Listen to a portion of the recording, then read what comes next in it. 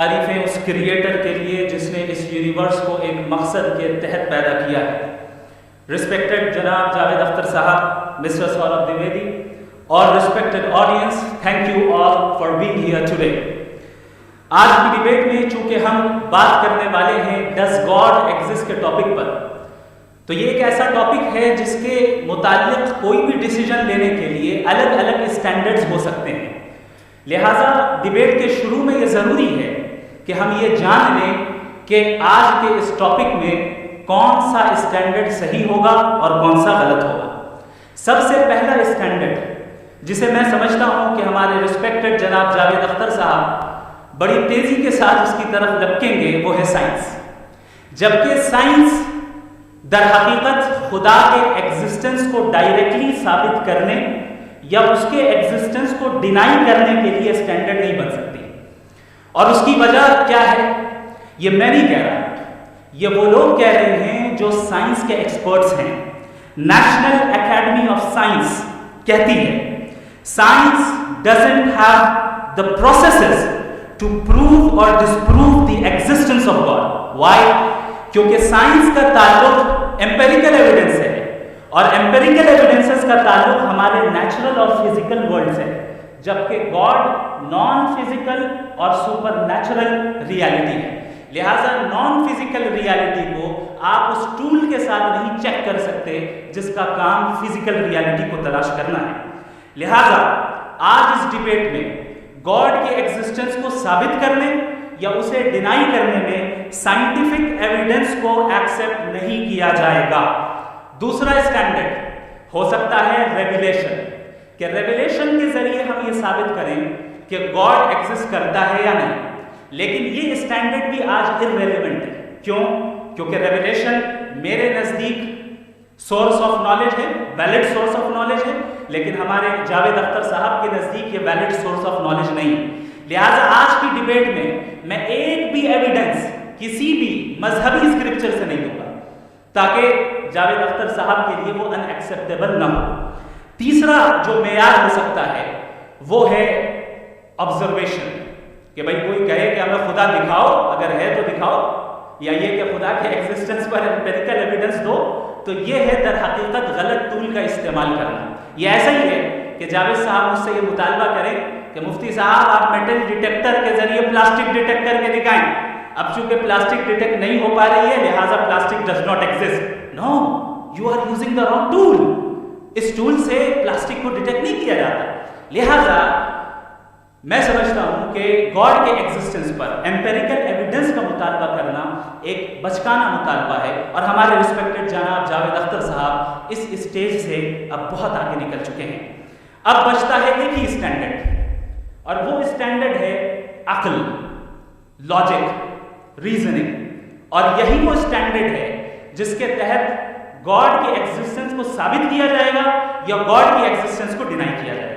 लेकिन चूंकि ये बहुत इंपॉर्टेंट और सेंसिटिव टॉपिक है, इसलिए लॉजिकल आर्ग्यूमेंट भी ऐसा होना चाहिए जो डेफिनेटिव हो, इनडेफिनेटिव ना हो, जो 2 और 2 4 की तरह बिल्कुल वाज़ेह हो, जिसे लॉजिकली रिजेक्ट करना पॉसिबल नहीं हो। फॉर एग्जाम्पल हम कहें हमारे रिस्पेक्टेड मिस्टर सौरभ साहब ये एक इंसान है और तमाम इंसान कॉन्शियस बीइंग है।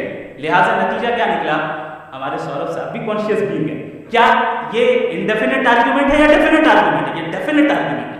ये 2 और 2 की तरह वाज़ेह है, इसमें किसी तरह जो है लॉजिकली इसको रिजेक्ट नहीं किया जा सकता। तो अगर आज हमारे जावेद अख्तर साहब ऐसी कोई अकली दलील और लॉजिकल एविडेंस दें खुदा के न होने पर जो डेफिनेट भी हो, तो मैं ये ऐलान करता हूं कि यकीनन मैं उस एविडेंस को कबूल करूंगा और उस पर गौर करूंगा।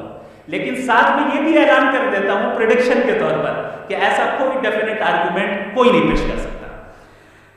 दलील हम देंगे और डेफिनेटिव दलील देंगे, लॉजिकल दलील देंगे, ऐसी दलील देंगे जो एंटायर एथिस्टिक वर्ल्ड उसे रिफ्यूट नहीं कर सकती।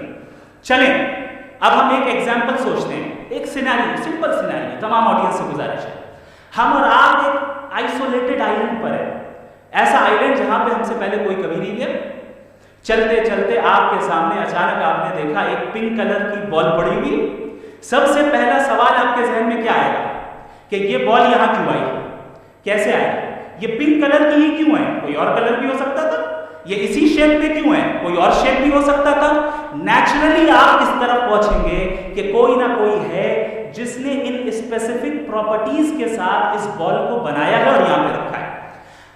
चूंकि आप जानते हैं चूंकि ये जो बॉल है इसका एग्जिस्ट करना जरूरी नहीं है, ये एग्जिस्ट कर भी सकती थी, नहीं भी कर सकती थी, और एग्जिस्ट करना ही था तो किसी और फॉर्म में करती, किसी और कलर में करती।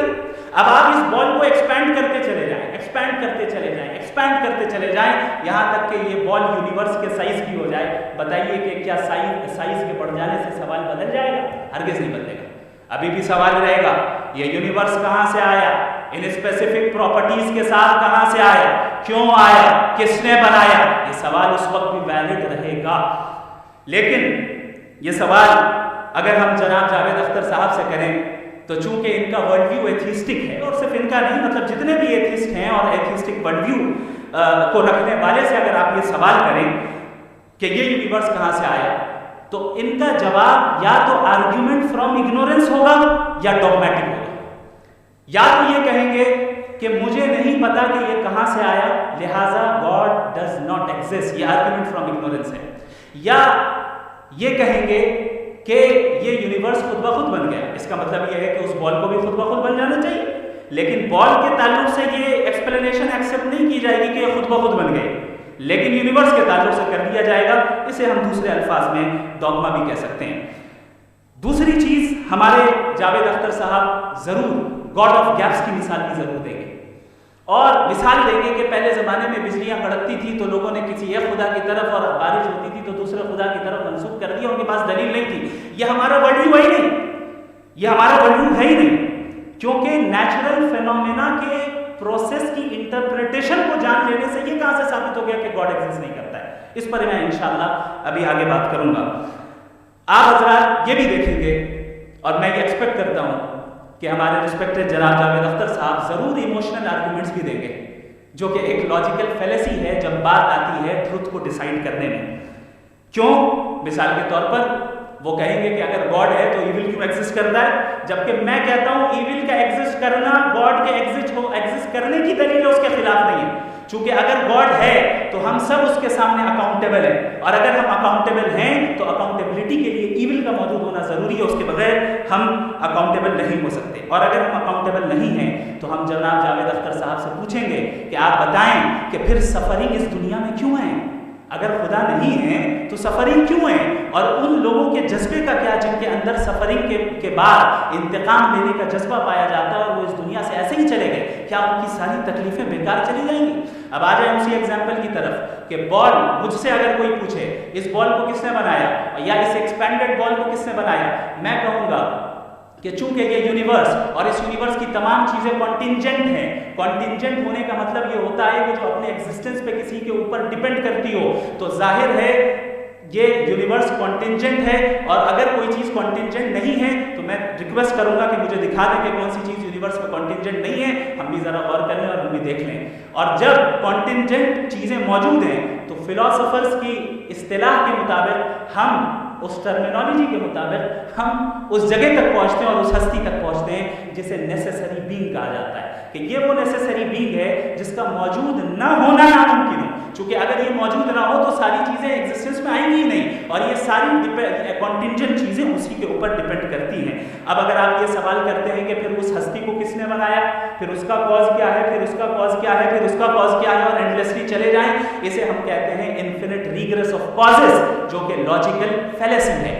कॉन्सेप्चुअली इंफिनिटी पॉसिबल है। मिसाल के तौर पे न्यूमेरिकल्स 1 2 3 गिनते चले जाएं इन्फिनिट नंबर से, मैं कॉन्सेप्चुअली बात नहीं कर रहा, प्रैक्टिकली रियलिटी में साबित करके दिखाएं कि infinite regress of causes possible है या नहीं। अगर पॉसिबल है तो हम मान लेंगे, मिसाल दे दें, और पॉसिबल नहीं है तो एक ही ऑप्शन बचता है जिसे हम कहते हैं नेसेसरी बीइंग। ऐसी नेसेसरी बीइंग जो इंडिपेंडेंट है, क्योंकि अगर वो डिपेंडेंट हुई तो वो नेसेसरी नहीं रहेगी। ऐसी इंडिपेंडेंट बीइंग जो इटर्नल है, अगर वो इटर्नल नहीं होगी, उसकी बिगिनिंग होगी तो वो खुद कॉन्टिंजेंट है। ऐसी बीइंग जो पावरफुल है, क्योंकि कॉन्टिंजेंट को एक्चुअलाइज करने के लिए पावर चाहिए। ऐसी बीइंग जो इंटेलिजेंट है और नॉलेजेबल है, क्योंकि ये यूनिवर्स स्पेसिफिक फॉर्म और स्पेसिफिक लॉज ऑफ नेचर के तहत प्रिसाइजली चल रहा है। Thank you. Thank you mister sir. मैं इन दलीलों के बाद जावेद अख्तर साहब से गुजारिश करूंगा, आप बैठ के बोलना चाहेंगे जी।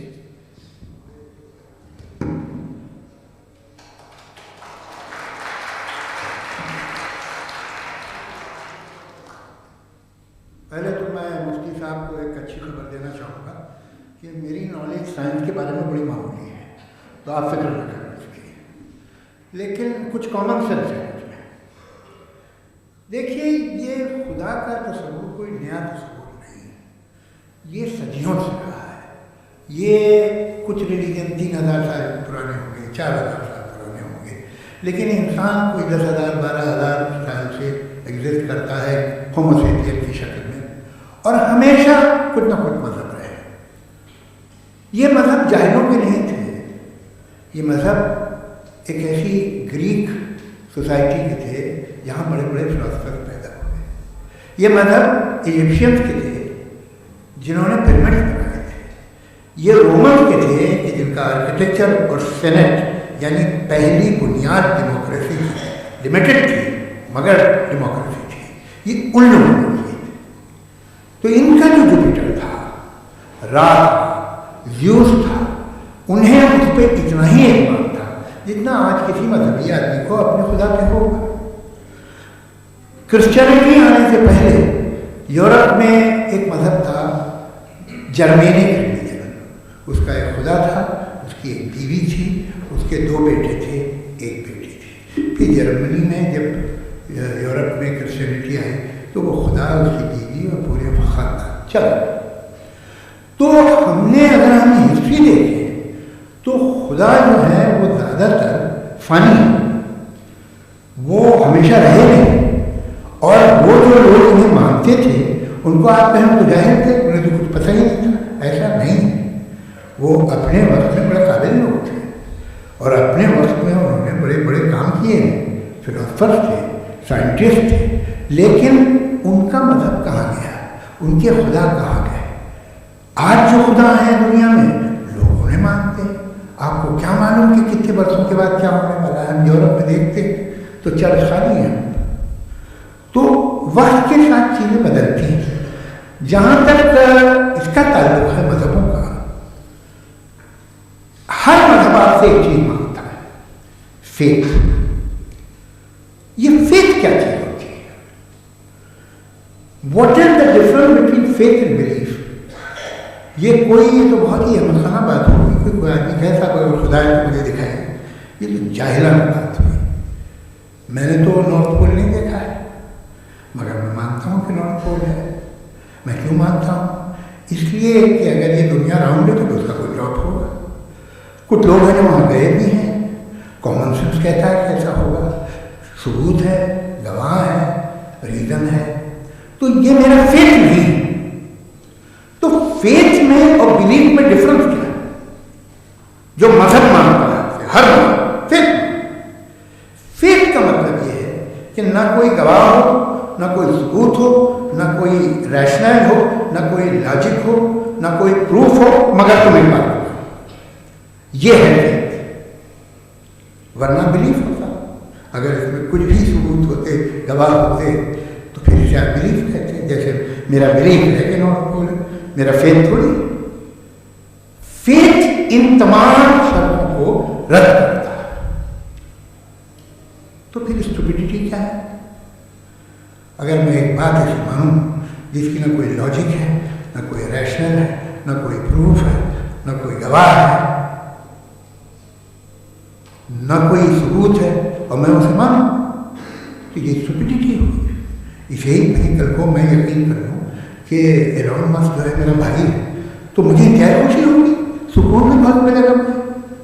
लेकिन और कहे भाई क्यों मानते हो, क्या सबूत है भाई? वो तो अमेरिकन है और तुम तो इंडियन हो, वो तो नेशनल है, तुम्हें कभी मिले भी साथ। देखिए मेरा फेथ है, इस पर बात करिए। फेथ का मतलब ही यह है कि आप प्रूव नहीं कर सकते। अगर आप प्रूव कर सकते हो तो फेथ की जरूरत है, फिर तो आप बात करेंगे, आप कितनी बहस कर लेंगे। अल्टीमेटली दुनिया का हर मजहब फेथ पे लिखा है, और फेथ का मतलब है एक ऐसा यकीन जिसका कोई सबूत, कोई गवाह, कोई रैशनल नहीं। अब आप ये कहें, क्या आप ये क्यों कह रहे हैं कि साहब ये कहना किसने बताया? कमाल ये है कि आपने बताया कि एक आइलैंड पे गए और एक बॉल देखी। आपने ये नहीं कहा कि आइलैंड किसने बनाया, आपको सिर्फ बॉल पे हैरत हुई। हमने आइलैंड पे हमने हैरत नहीं की, होते हैं आइलैंड। इसी तरह ये आइलैंड है, सितारे, ये गैलेक्सी, ये सब आइलैंड हैं। खला हम उन्हें टेकन फॉर ग्रांटेड लेते हैं, हम पूछते नहीं किसने बनाया। आपने जजीरे के बारे में नहीं पूछा है। मेरी पैदाइश कैसे हुई? क्या मैं प्लान पैदा हुआ? I was plan to be born, या एक लकी स्पर्म था जो किसी एक से चिपक गया? मेरी पैदाइश रैंडम। और इंसान जिसे आप कहते हैं, इंसान का तो नेचर से कोई वास्ता ही नहीं। जो आप कहते हैं कि एक दिन इंसाफ करेगा, इंसान is a human concept, nature में कोई इंसाफ नहीं। अगर शेर हिरण को खा जाता है तो उसे कोई सजा नहीं मिलती। अगर एक आंधी आती है और हरे भरे पेड़ों को उखाड़ के फेंक दी तो आंधियों की जेल नहीं होती। नेचर में इंसाफ नहीं, इसलिए मुझे नेचर को इंसाफ की जरूरत नहीं है। नेचर तमाम एक है। अब हम कहें कि साहब ये देखिए जो मैंने खाना खाया था, ये मेरी आंख तो नहीं यूं कर दिया उसे, तो इसे सजा मिलनी नहीं, वो सिस्टम है, ऐसे चल रहा है। नेचर बगैर इंसाफ के है। इंसाफ इज अ ह्यूमन कॉन्सेप्ट। तो जो आपसे कहता है कि मैं तुम्हें इंसाफ दूंगा, वो इंसानी बहन की पैदा है। ये नेचुरल नहीं, ये आसमानी नहीं, नेचर का इंसाफ। भाई आप साथ मिलते हैं, अब आप लेफ्ट हैंड ड्राइव करते हैं, ये क्या है? तमाम सच, तमाम नेकी, तमाम शराफत लेफ्ट हैंड ड्राइव। वरना क्या होगा, या तो आप क्रॉस कर देंगे, आपका एक्सीडेंट हो जाएगा, या किसी को मार देंगे, या ट्रैफिक जाम हो जाएगा। झूठ, बेईमानी, रिश्वतखोरी, ये तमाम जो है driving on the wrong side, इसके ऊपर ये तो हमने बनाया, जैसे हमने लेफ्ट हैंड ड्राइव बनाया। ये कॉन्सेप्ट ऑफ इंसाफ जो है ये हमारा है, इसका नेचर से कोई बात नहीं। शेर खा जाता है, हिरण को जेल में देगा, कुछ भी है ही नहीं। तो ये जो दुनिया के रिलीजन प्रॉमिस करते हैं इंसाफ, इसी से मालूम होता है कि मैं ये तसव्वुर कहीं और का है। जो नेचर है, कुछ लोग कहते हैं नेचर ही खुदा, तो नेचर में तो इंसाफ नहीं कहीं। और आप वादा कर रहे हैं कि तुम्हें मरने के बाद इंसाफ मिलेगा। मुझे अगर मिलेगा तो मैं बहुत खुश होगा, लेकिन मैं यकीन नहीं कर पाता, इसलिए कि मैं फेथ नहीं पैदा कर सकता। The very fact that religion demand faith, इसका मतलब है कि उनके पास जस्टिफिकेशन नहीं। अच्छा था, फिर रिलीजन अगर मॉडरेशन में है, कोई सब नहीं, वो आप में कुछ खूबियाँ भी पैदा करता होगा। देखिए उससे ये फायदा है, वो फायदा है। अल्कोहल जो है वो ज़्यादातर दवाओं में यूज होती है, और एक सर्वे किया गया था अमेरिका में कि लॉन्जेटिविटी के लिए होती है। तो एक तरफ वो लोग थे जो शराब पीते ही नहीं थे, और एक तरफ वो थे जो एक बोतल शराब रोज पीते थे। सबसे ज़्यादा लंबी उम्र होती है जो 2 पैक नाम की शराब पीते और खाना खाते हैं। मगर हम शराब को बुरा समझते हैं, मैं भी बुरा समझता हूँ। क्यों? ऐसा होता नहीं। कुछ चीज़ों में आदत होती है जो बढ़ती है।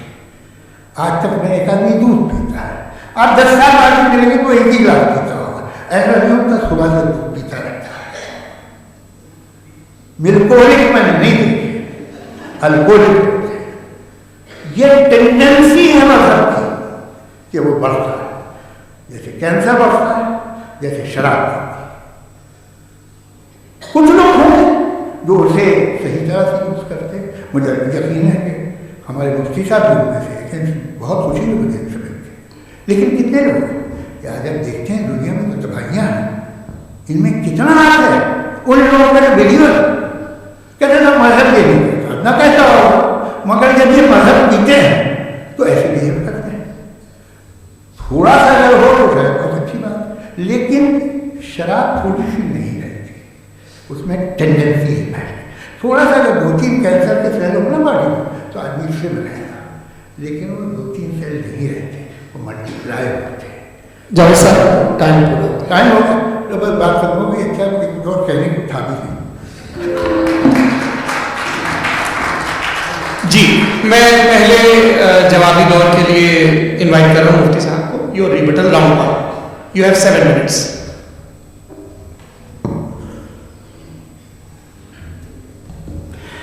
Thank you very much Javed साहब, आपकी बात को सुनकर बड़े महसूस हुए हम लोग। महसूस, do you understand? We enjoy. Okay, अब थोड़ा सा लॉजिकली उसको हम लोग दरअसल हम लोगों ने कल गुजारिश की थी मुफ्ती साहब से भी, जावेद साहब से भी, कि हिंदुस्तानी ज़बान आम फहम सबको समझ में आ जाए और जहाँ कहीं आप मुश्किल शब्द इस्तेमाल करें वहाँ बताते भी चलें। Thank you. तो सबसे पहले हमारे रिस्पेक्टेड जावेद साहब ने हवाला दिया कि खुदा फानी है। कितने मजहब आगे चले गए, किसी ने जुपिटर को खुदा माना, किसी ने किसी को माना। मैं कहता हूँ जिसने कॉन्टिंजेंट चीज को खुदा माना, गलत माना, वो खुदा ही नहीं, वो खुदा ही नहीं। हम तो नेसेसरी बीइंग को साबित करने बैठे, वो नेसेसरी गॉड जो इटर्नल है, जो अबदी भी है और अज़ली भी है, हम किसी और को साबित करने नहीं बैठे। दूसरी चीज उन्होंने कहा कि फेथ एंड बिलीफ, ये एक ऐसी डेफिनेशन है फेथ की जो इन्होंने पहली मर्तबा पेश की है, या माफ कीजिएगा इन्होंने पहली मर्तबा पेश नहीं की है, रिचर्ड डॉकिंस ने पहली मर्तबा पेश की। मुझे मालूम है ये सोर्स कहां से है। एपिस्टेमोलॉजी के लिए फेथ और बिलीफ का फर्क आप इस तरह नहीं कर सकते सर। फेथ सही भी होता है, गलत भी होता है, बिलीफ सही भी होता है, गलत भी होता है। जो लॉजिक, रीजन और एविडेंस से बैक होगा वो फेथ सही होगा। और आप जिस फेथ की बात कर रहे हैं कि इलॉजिकल है और उसके पीछे नहीं है, तो ऑन द सेम पेज। हम नहीं मानते उस फेथ को, जो फेथ ऐसा हो जिसके पीछे कोई लॉजिक ना हो, एविडेंस ना हो, हम नहीं मानते। हम तो उस फेथ के कायल हैं जिसके पीछे लॉजिक हो और एविडेंस हो। तो बिलीफ सही भी होता है, गलत भी होता है, फेथ भी सही होता है और गलत भी होता है। तो आज फेथ और बिलीफ के डिफरेंस पे बात नहीं हो रही। आज आप चाहे फेथ एक्सेप्ट कर लें या बिलीफ एक्सेप्ट कर लें, आज ये बात होगी कि ट्रूथ क्या है, चाहे ट्रू बिलीफ सही है या ट्रू फेथ सही है, और फॉल्स फेथ क्या है और फॉल्स बिलीफ क्या है, बात इस पे हो रही है। दूसरी चीज इन्होंने पूछा स्टुपिडिटी क्या है। अगर फेथ रिलीजन स्टुपिडिटी नहीं है तो और क्या है, क्योंकि फेथ का मुतालबा करते हैं, तो स्टुपिडिटी क्या है? मैं कहता हूँ स्टुपिडिटी एथिज्म है। उसकी वजह यह है कि आप एक सड़क पे जा रहे हो और आप किसी गार्डन में जा रहे होते हैं कि वहां लिखा है फूलों के साथ I love Javed Akhtar and I really do, I love you sir। So जब आप वहां पर पहुंचे तो वहां पहुंचकर अब ये बताएं, क्या आप ये कहेंगे वाह व्हाट अ नेचुरल सिलेक्शन, ये क्या नेचुरल सिलेक्शन है? नहीं, ये प्रिसाइजली डिजाइन है, इसके पीछे डिजाइनर है। लिहाजा अगर कोई एक ऐसी कॉमन सेंस की बात को कबूल नहीं कर रहा है तो यूनिवर्स जो इतनी प्रिसाइजली काम कर रहा है, हम कहते हैं कि खुद ब खुद बन गई। मैं समझता हूं इससे बड़ी स्टुपिडिटी और कुछ नहीं है, ये रैशनल चीज है। फिर हमारे सर ने कहा कि आपने बॉल पे फोकस किया, आइलैंड पे फोकस नहीं किया। अरे आइलैंड को किसने बनाया यही समझाने के लिए तो बॉल की मिसाल दे रहा हूं। और बॉल भी कॉन्टिंजेंट है, आइलैंड भी कॉन्टिंजेंट है, दोनों नेसेसरी बीइंग का मुतालबा करते हैं। आगे इन्होंने कहा कि नेचर में कोई इंसाफ नहीं है, हम डिसाइड करते हैं कि मोरालिटी क्या होती है, इंसाफ क्या होता है। हम डिसाइड करते हैं, जैसे ड्राइविंग सीट में ट्रैफिक वाला, ये तो किसी खुदा ने नहीं कहा, ये है, इसे कहते हैं फॉल्स इक्विवेलेंस। ये एक लॉजिकल फेलेसी है। आपने जो है मिसाल दी ड्राइविंग की और ट्रैफिक की, ये सब्जेक्टिव मोरालिटी है। आप सब्जेक्टिव मोरालिटी को मिसाल बनाकर ऑब्जेक्टिव मोरालिटी के ऊपर नहीं ठोक सकते। इंसाफ की ऑब्जेक्टिव मोरालिटी। अगर आप ये कहते हैं कि नेचर में इंसाफ नहीं है तो इंसाफ का न होना ये नेचुरल हुआ, तो फिर नेचर को नेचर रहने दे, क्यों हम इतना स्ट्राइव कर रहे हैं दुनिया में इंसाफ लाने के लिए? ये तो इलॉजिकल बात है, इरैशनल बात है। इसलिए बहुत सी चीजें ऐसी हैं जो ऑब्जेक्टिवली जो है इविल या गुड है, और बहुत सी चीजें ऐसी हैं जो सब्जेक्टिवली हैं। सब्जेक्टिवली जो मोरल होता है या इमोरल होता है उसको हम सोशल कंसेंसस से या पर्सनल प्रेफरेंस से डिसाइड करते हैं। लेकिन जो ऑब्जेक्टिव मोरालिटी है जिसमें इंसाफ आया, जो उन्होंने बार बार रिपीट किया, ये ऑब्जेक्टिव है, सब्जेक्टिव नहीं है। अगर आप कहते हैं ये सब्जेक्टिव है तो मेरा सवाल आपसे ये है, क्या सोशल कंसेंसस के जरिए अगर जुल्म को सही करार दे दिया जाएगा जस्टिफाई करेंगे। दूसरी चीज, इन्होंने ये कहा कि 2 पैक शराब पी लें तो वो उतने पे नहीं रहता, बढ़ जाता है। यही मामला मजहब के साथ है, 2 पैक आप पी लें बढ़ेगा। तो ये एक ऐसी मिसाल है, उसको कहीं भी फिट कर लें कि आप एथिज्म पे जब फिट करें, जब आप 2 पैक एथिज्म करेंगे ना तो वो बढ़ बढ़ के नॉर्थ कोरिया बनेगा। Thank you.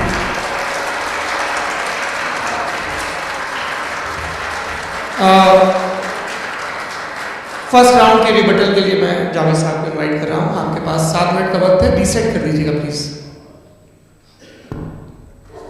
मुझे एक बात की खुशी है कि मुफ्ती साहब ने भी मान लिया कि नेचर में कोई इंसाफ नहीं है।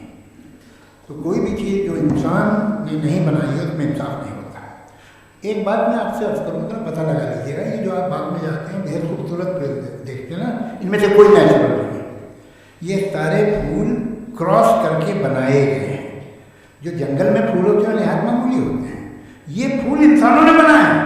जो आप बाग में देख के वाह वाह कहते हैं, ये इंसानों के बनाए हुए डिफरेंट फूलों को क्रॉस करके, डेवलप करके, फिर क्रॉस करके इस तरह से बनाए गए। नेचुरल फ्लावर नहीं, किसी जंगल वीरान में जाके आप गुलाब के फूल नहीं देखेंगे, ये सब बनाए हुए इंसान ने, बहुत से काम इंसान ने किए हैं। बाकी है कि आपने मेरी एक बात का जवाब नहीं दिया, जिससे मुझे शिकायत है कि फेथ क्या है और आप फेथ मांगते क्यों हैं मुझसे? आप तो लॉजिकल हैं, आपके पास तो सारे रैशनल हैं, आपके पास सारे सबूत हैं, तो आपको फेथ की डिमांड क्यों करते हैं कि भाई तुम सरेंडर कर दो और सवाल मत करो? कोई मजहब सारे सवाल करने की इजाजत नहीं देता और मना करता है कि ज़्यादा सवाल न करो, बह जाओगे। आप क्यों रोकते हैं? हकीकत यह है कि इंसानी तारीख क्या है। इंसानी तारीख यह है कि दुनिया में 2 तरह के लोग हुए हैं। एक वो जिन्होंने अपनी लाइल्मी की परस्तिश की है, दूसरे वो जिन्होंने अपनी इग्नोरेंस या लाइल्मी से झगड़ा किया है और मालूम किया है कि क्या है। ये जो आप कह रहे हैं, आज आप हैरान हैं कि भाई ये यूनिवर्स कैसे बनी। लोग हैरान थे कि सूरज डूबता है तो इधर से कैसे निकलता, और आप एक कदम जाके हमेशा का मानने को तैयार है, एक कदम पीछे ही मानते हैं। भाई आप इसके बाद जाते हैं, कहते सवाल न करना कि ये कहाँ से आया, ये पावर तो हमेशा से है। तो आप यूनिवर्स के बारे में मानने क्या तकलीफ है? एक कदम पहले रुक जाइए, ये हमेशा से थी या नहीं थी हमें मालूम नहीं। और ये कहना कि हमें मालूम नहीं, कमाल ये है कि दुनिया के सारे सब जानते हैं ये दुनिया कैसे बनी थी, कैसे मिटेगी, मरने के बाद क्या होगा, इनको सब पता। इनको किसी को डायनासोर होते थे पहले ये नहीं पता, किसी को नहीं। किसी भी दुनिया की मजहबी किताब में डायनासोर का जिक्र नहीं, लेकिन बाकी सब बातें how to make universal for easy lessons and बाकी सब पता है। जिसको सब पता है वो गड़बड़ है। हम में ये इंकिसार, ये ह्यूमिलिटी होनी चाहिए कि हम ये कहें कि हमें बहुत सारी बातें नहीं मालूम, लेकिन हम उनकी परस्तिश न करें, अपनी लाइल्मी को की परस्तिश न करें, हम उसे पता लगाने की कोशिश करें। जिस दुनिया में आप बैठे हैं सर, ये हॉल जो है, ये इलेक्ट्रिसिटी जो है, ये माइक जो है, जिस हवाई जहाज से आप आए थे, वो जिस कार से आप यहाँ आए, ये सब उन लोगों की बनाई हुई जिन्होंने सवाल किए थे। ये दुनिया जिसमें आप आज आराम से हैं, ये उन लोगों की बनाई है कि जिन्होंने सवाल किए थे, और हर स्टेज पे इन सवालों को मकरूह कहा गया था, गलत कहा गया था। आप जरा तारीख पढ़िए, बड़ी दिलचस्प किताब है बर्ट्रैंड रसल की, जिसमें उसने रिलीजन एंड साइंस कि कब से रिलीजन जो है साइंस के अगेंस्ट है, और हद तो यह है कि भाप के इंजन के खिलाफ थे, स्टीम इंजन के भी खिलाफ थे, वो फतवे हुए उन पर, वेटिकन ने दिए। तो ये हमेशा, अभी जैसे ही ये राइट फिंगर आते हैं अमेरिका में पावर में, तो वो जो अपना ये क्या बोलते हैं उसे, सीट क्या बोलते हैं, सीट क्या जो, हाँ नहीं सीट जो होते हैं जी,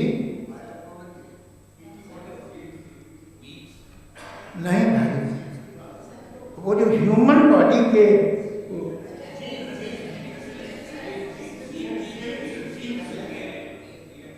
उस पर रिसर्च बंद हो जाती है, रिपब्लिकन नहीं करने देते।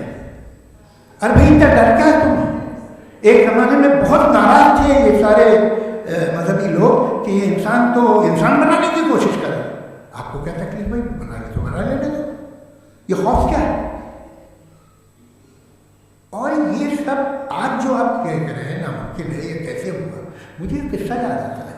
जब मैं 6ठी क्लास में था तो मैं मैथमेटिक्स में बहुत वीक था, तो एक टीचर रख दिया गया, उसने 1 2 3 4 5 6 7 कुछ सिखा दिया मुझे। वो दिन मैं भूल नहीं सकता हूँ। जिस दिन उसने ये बताया कि 1/2 क्या होता है और 3/4 क्या होता है, मुझे ऐसा लगा कि मेरा सर बीच से फट जाएगा। ये आदमी कह रहा था कि दीवार के अंदर जाओ वॉक करते हुए। आज हंसता हूँ मैं इस बात पे। तो आज जो बातें आपके जहन से बिल्कुल परे हैं और आप हैरान होते हुए देखें, एक वक्त आएगा कि मामूली लगेगी। और हुआ है, आपकी इंसानी तारीख ही है। इतनी जल्दी सारे फैसले आप मत कर लीजिए, थोड़ा ये ह्यूमिलिटी रखिए कि भाई ये हमें नहीं मालूम। ये कहने में क्या है? ये यूनिवर्स कहाँ तक फैली, ये कब से है और कब तक रहेगी, हमें नहीं मालूम। आपने फैसला कर लिया कब बनी। ये आपके हिसाब से कोई 14 बिलियन ईयर बनी जो समझा जाता है। उससे पहले हजारों करोड़ों अरबों साल तक खुदा बैठा क्या कर रहा था? हम उन बैठा था ऐसी जमाइया ले रहा था। फिर उसे आ गया है यार एक काम करते हैं, वक्त अच्छा गुजर जाएगा, यूनिवर्स का काम है ना। सोचिए, वो तो हमेशा से है ना, मगर यूनिवर्स हमेशा से नहीं है। ये तो बनाई गई है। और उससे पहले क्या था? इनका क्या काम था? कैसी बात है? ये बड़ा आसान है। जो बात हमें आज धीरे धीरे पता चली है, बरसों 2000 और 2500 साल पहले आपको किसी ने बता दिया कि क्या था, आप मान गए। और तब से वही मान रहे हैं जो 2500 साल पहले कहा गया। सब कुछ बदल गया है, सॉल्व हो रही है चीज़ें। अभी साइंस बिल्कुल दावा नहीं करती, या कोई फिलोसफर ये दावा नहीं करता कि हमें सब मालूम, बल्कि वो कहता है कि हमें जितना मालूम होता है उससे ये मालूम होता है कि हमें कितना कम मालूम। तो हम अपनी जहालत से लड़ें, उसकी परस्तिश न करें। जी थैंक यू सो मच। मैं तर्कों की श्रृंखला में राउंड 2 के लिए मुफ्ती साहब को आमंत्रित कर रहा हूँ। आपके पास एक बार फिर से 7 मिनट का वक्त है। शुक्रिया। जनाब जावेद अख्तर साहब कई मरतबा दोहरा रहे हैं कि फेथ का मतलब बताइए, फेथ का मतलब बताइए। मैंने बता दिया, फेथ सही भी होता है, गलत भी होता है। और आज हम फेथ पे बात नहीं कर रहे, हम ट्रूथ और डज गॉड एग्जिस्ट पे बात कर रहे हैं। क्या डज गॉड एग्जिस्ट? ये ट्रूथ यानी गॉड है या नहीं है, इसमें से दोनों ट्रूथ क्या है? अब आप उसे फेथ कह लें, बिलीफ कह लें, नॉट माई बिजनेस। उसके बाद आपने कहा कि भाई सवाल करने से मजहब रोकता है। मैं कहता हूं जो रोकता है वो रोकता होगा, मैं नहीं रोकता, बल्कि सवाल करें, सवाल करना चाहिए। सवाल करके तो हम आगे बढ़ते हैं, तरक्की करते हैं, और इसीलिए मैं आज यहाँ पे आया हूँ। लेकिन सवाल सिर्फ खुदा से नहीं होगा, आपसे भी होगा। सवाल एथिज्म से भी होगा, सवाल सिर्फ मजहब से नहीं होगा, सबसे होगा। और आज मैं सवाल करूँगा और उम्मीद है कि आप जवाब देंगे। अभी तक आपने वैसे कॉन्टिंजेंसी आर्गुमेंट का कोई जवाब नहीं दिया। चलें, आपने कहा यूनिवर्स के बारे में इटर्नल क्यों नहीं बोल देते? ये चूंकि लॉजिकली पॉसिबल ही नहीं है कि यूनिवर्स इटर्नल हो। यूनिवर्स एक कॉन्टिंजेंट चीज है जो टाइम एंड स्पेस की पाबंद है, टाइम एंड स्पेस से बाउंड है। जो टाइम एंड स्पेस से बाउंड होगा वो कॉन्टिंजेंट होगा, जो कॉन्टिंजेंट होगा वो उसकी बिगिनिंग हुई होगी, जिसकी बिगिनिंग हुई होगी वो इटर्नल नहीं हो सकता। ये तो कॉमन सी बात है। आपने कहा कि किसी मजहबी किताब में डायनासोर का जिक्र नहीं है। अफसोस कि आज तक किसी मैथमेटिक्स के किताब में मुझे डायनासोर का जिक्र नहीं मिला। तो इसका मतलब मैथमेटिक्स की किताब बेकार है? नहीं, उसका वो टॉपिक नहीं है। रेवलेशन का मजहबी किताबों का टॉपिक ये नहीं है कि आपको आके बताए साइकिल कैसे बनाते हैं, या आके के बताए कि जो है डायनासोर कब था। वो तो मोरालिटी सिखाना है, गॉड के बारे में बताना है, नॉन फिजिकल रियलिटी की हकीकत को सिखाने के लिए आया। रिलीजियन साइंस को रोकता है? नहीं रोकता। अगर रोकता है तो गलत करता है। रिलीजियन साइंटिज्म को रोकता है, जिसमें हमारे जावेद साहब बात करें। साइंस और साइंटिज्म में फर्क है। साइंटिज्म ये है कि आप समझें कि साइंस और साइंटिफिक मेथोडोलॉजी ये नॉलेज को हासिल करने का वाहिद सोर्स ऑफ नॉलेज है, ये है साइंटिज्म। हम इसे रिजेक्ट करते हैं। हम साइंस को तो तरक्की करते हैं, भाई आप हमारी पूरी तारीख कर लें, पढ़ लें तो आपको पता चल जाएगा, बहरहाल ये अलग टॉपिक है। उसके बाद इन्होंने एक लफ्ज कहा, वेटिकन ने फतवा दिया। वेटिकन का फतवे से कोई ताल्लुक नहीं है, दोनों कॉन्ट्राडिक्टरी अल्फाज हैं। उसके बाद उन्होंने कहा कि भाई हमें नहीं मालूम। अगर नहीं मालूम तो क्लियरली कह देना कि नहीं मालूम है, इसमें क्या हर्ज है। तो वही तो मैं कह रहा हूं ना कि आप कह दें कि नहीं मालूम, लेकिन क्लेम क्यों कर रहे हैं कि गॉड एग्जिस्ट नहीं कर रहा।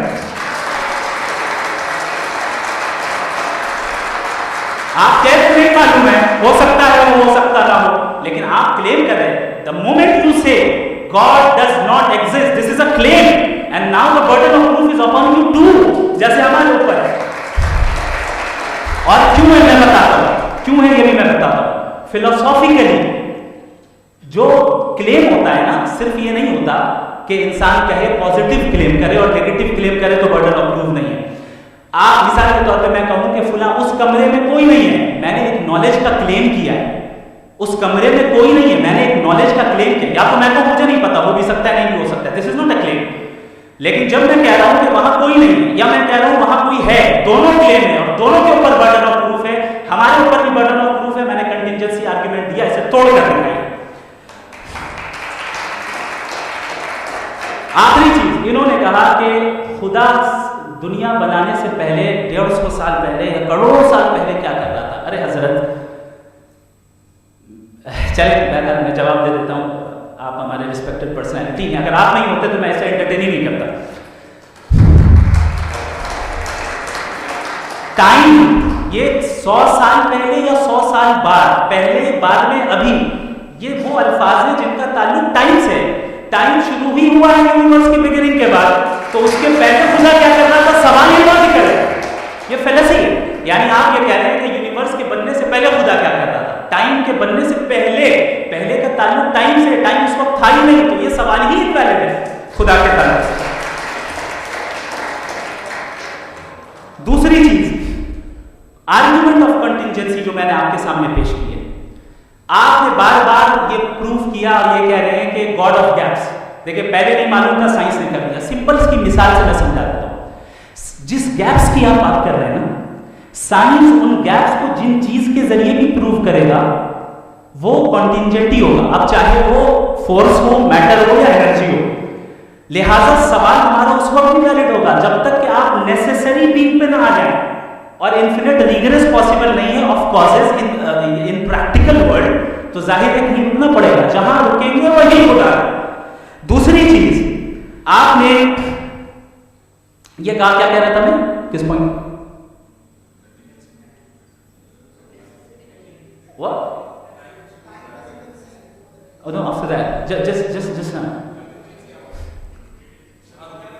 हाँ जहां रुकेंगे वही होगा। बहरहाल तो टाइम का जिक्र हो गया, गॉड ऑफ गैप, सॉरी, इसकी एक मिसाल आप ले लें।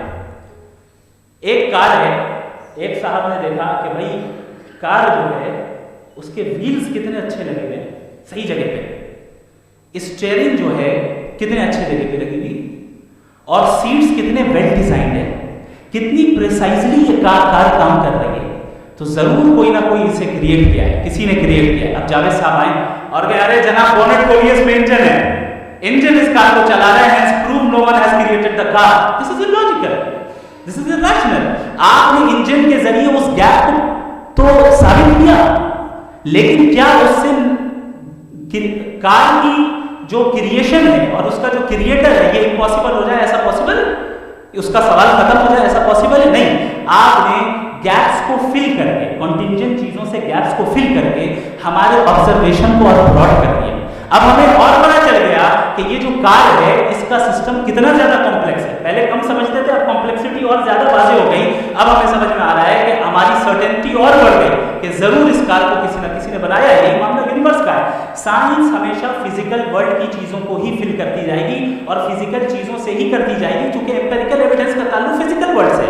आप साइंस के जरिए मेटाफिजिकल रियलिटी को कभी साबित नहीं कर सकते, ये रॉन्ग टूल का इस्तेमाल करना है। ये वही काम है कि आप मेटल डिटेक्टर से प्लास्टिक डिटेक्टर करने चलें, जो कि जाहिर है सही नहीं है। Thank you.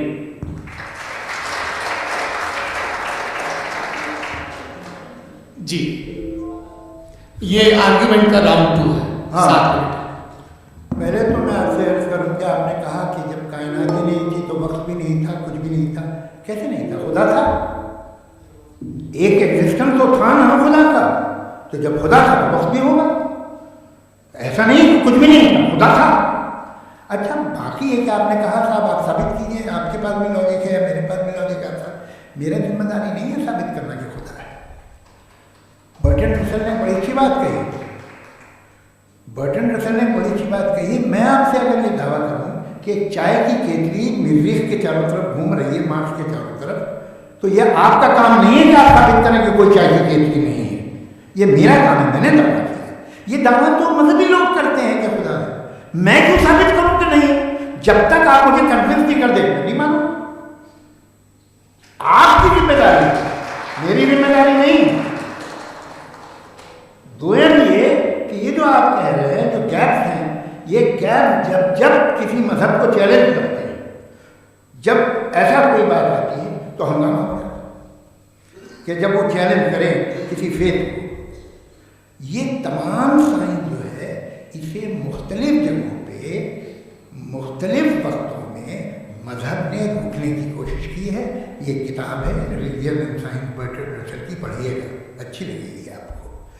तारीख ही है मजहब की, साइंस से उसका ये रिश्ता है। अच्छा, अब ये हम सोचें कि बहरहाल ये वजूद जो है मजहब और ये बिलीव इन गॉड इंसान को बेहतर बना देता है। तो एक काम कीजिए, हिंदुस्तान वर्ल्ड का नक्शा लीजिए और मार्क कीजिए कि रिलीजन कहाँ कहाँ ज़्यादा है, कहाँ कहाँ, चाहे वो लैटिन अमेरिका हो या मिडल ईस्ट हो या फार ईस्ट हो या हिंदुस्तान के वो इलाके जहाँ मजहब ज़्यादा है। रख दीजिए नक्शा। अब दूसरा नक्शा कि कहाँ कहाँ नाइंसाफ़ी, रिप्रेशन, औरतों के हुकूक की पामाली, जुल्म, डिक्टेटरशिप कहाँ है। नक्शा एक ही होगा। तो आप मुझे बताएं कि जो इसका तरकीब इस्तेमाल क्या है। खुदा का तरकीब इस्तेमाल तो बताइए। आप छोटी सी दवा सड़क पे बेचते हैं, उसकी भी तरकीब इस्तेमाल बताते हैं। इसके इस्तेमाल से तो फायदे नहीं होते किसी को। जो सारे के सारे खराब मुल्क हैं, खराब समाज है, वो सारे खुदा के नाम पे करते हैं। वो गलत करते हैं, सही करते हैं, मुझे क्या लेना देना उससे। इस्तेमाल से मालूम होता ना। एक विस्की की बोतल कभी शायद देखी हो आपने, लाल रंग की होती है, उस पर रोशनी में छपड़ी दिहाई खूबसूरत लगती है, क्या बिगाड़ रही है किसी का? उसका इस्तेमाल गलत है, इसलिए आप उसे नापसंद करते हैं। इसका इस्तेमाल गलत है, इस तसव्वुर इस्तेमाल ही गलत है और हमेशा से गलत होगा। आप देखिए इंसानी तारीख देख लीजिए, आज देख लीजिए, हिंदुस्तान देखिए, दुनिया देख लीजिए, क्या हो इसे कैसे इस्तेमाल कर रहे हैं। फेथ वाले लोग क्या फेयर हैं, जस्ट हैं, जो अपने खुदाओं पे यकीन रखते हैं, वो किस तरह के लोग, वो लोगों को इंसाफ देते हैं, वो बेहतर इंसान बने। तो इस दवा का फ़ायदा क्या है? चलो बहुत फ़ायदा होगा तो मैं इस्तेमाल करूँगा, मैं मुझे तो इस दवा का कोई फ़ायदा दिखता ही नहीं। मुझे तो ऐसा लगता, मैं एक और बात बताऊँ, अगर कोई आदमी मजहबी है और अच्छा आदमी तो मैं उसकी बहुत इज्जत, इसलिए कि मेरा ख्याल है मजहबी आदमी का अच्छा होना मुझसे अच्छा होने से ज़्यादा मुश्किल है। भाई हर चीज़ की एक लिमिट है। आप इतना भाग सकते हैं, इतना नहीं भाग सकते, इतना वजन उठा सकते हैं, इतना नहीं उठा सकते, इतना दूर देख सकते हैं, इतना दूर नहीं देख सकते। उसका कॉमन सेंस कहता है कि आप में नेकी का भी एक कोटा होगा। अब आप अगर सुबह चाहते हैं अपनी इबादत का और इबादत करते हैं तो बाहर निकलते हैं तो आप यही महसूस करते हैं कि आपने एक बहुत अच्छा काम किया, आपकी नेकी का एक बहुत बड़ा कोटा खर्च हो गया जिससे किसी का कोई फायदा नहीं। मैं तो नहीं जा रहा हूँ तो मुझे तो किसी को खाना खिलाना पड़ेगा, किसी बेवा की मदद करनी पड़ेगी। मैं अपना कोटा कैसे कंज्यूम करूँ? आप अपना कोटा सारे मजहबी लोग इंतहाई यूजलेस कामों में यूज करते हैं। उसके बाद भी अगर आपको बनती है थोड़ी सी शराफत तो भाई बात क्या।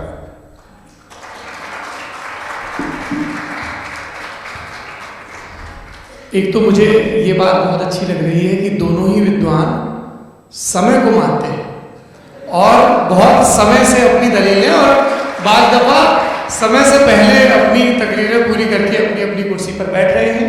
ये इस आर्ग्यूमेंट का राउंड 2 पूरा हुआ। अब रिबटल का राउंड 2 है और उसके बाद क्रॉस एग्जामिनेशन होगा। नहीं, आपका आर्ग्यूमेंट हो गया सर। हमारे यहाँ स्कूल के सिलेबस में पंच परमेश्वर कहानी पढ़ाई जाती है, प्रेमचंद जी की लिखी हुई। आप निश्चिंत रहिए, आपकी कोई राउंड में मिस नहीं होने दूंगा। रिबटल का राउंड 2 मुफ्ती शमाइल हफीज़।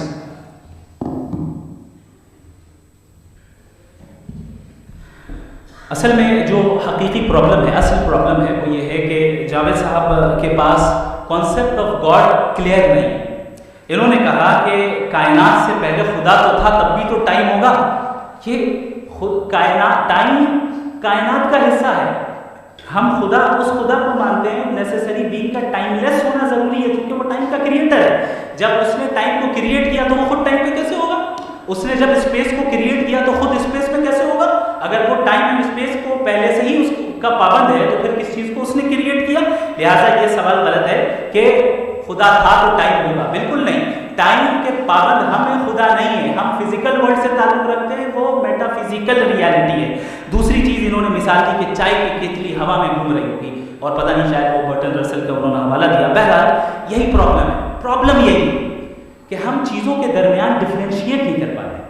ये जो आपने मिसाल दी ये इमेजिनेशन है, और मैं जो साबित कर रहा हूँ वो लॉजिकल नेसेसिटी है। आप इमेजिन करना है तो कुछ भी करें, जुपिटर में पिंक एलिफेंट होगा, यूनिकॉर्न होगा, करें, उससे कायनात में क्या फर्क पड़ता है? उससे आप लॉजिकल नेसेसिटी साबित नहीं कर सकते। मैं तो उस प्राइम कॉज की बात कर रहा हूँ, उस नेसेसरी बीइंग की बात कर रहा हूँ जिसके बगैर इस कायनात का एग्जिस्टेंस मुमकिन नहीं है। दूसरी चीज, मजहब को साइंस चैलेंज करती है वगैरह वगैरह, ये हमारा टॉपिक ही नहीं है। मैं इस पर बात करूंगा तो फिर मेरा वक्त चला जाएगा मजहब के ऊपर, क्योंकि हमारी डिस्कशन नहीं है। साइंस को मजहब और बिलखुसूस मैं और हमारा वर्ल्ड व्यू कम अज कम साइंस को पीछे नहीं करता है, साइंटिज्म की मजम्मत करता है। इसकी वजाहत मैंने पहले कर दी। दूसरी चीज इन्होंने कहा वर्ल्ड का नक्शा लीजिए, वर्ल्ड मैप कीजिए, तो अलग अलग जगह का। हजरत मैंने ये होमवर्क किया था, और मैंने मिडिल ईस्ट का एक नक्शा लिया और यूरोप का एक नक्शा लिया। ये मजहबी इलाका और ये लिबरल और एथीस्ट इलाका। मुझे पता चला कि सबसे ज्यादा रेप केसेस जो है वहां पर।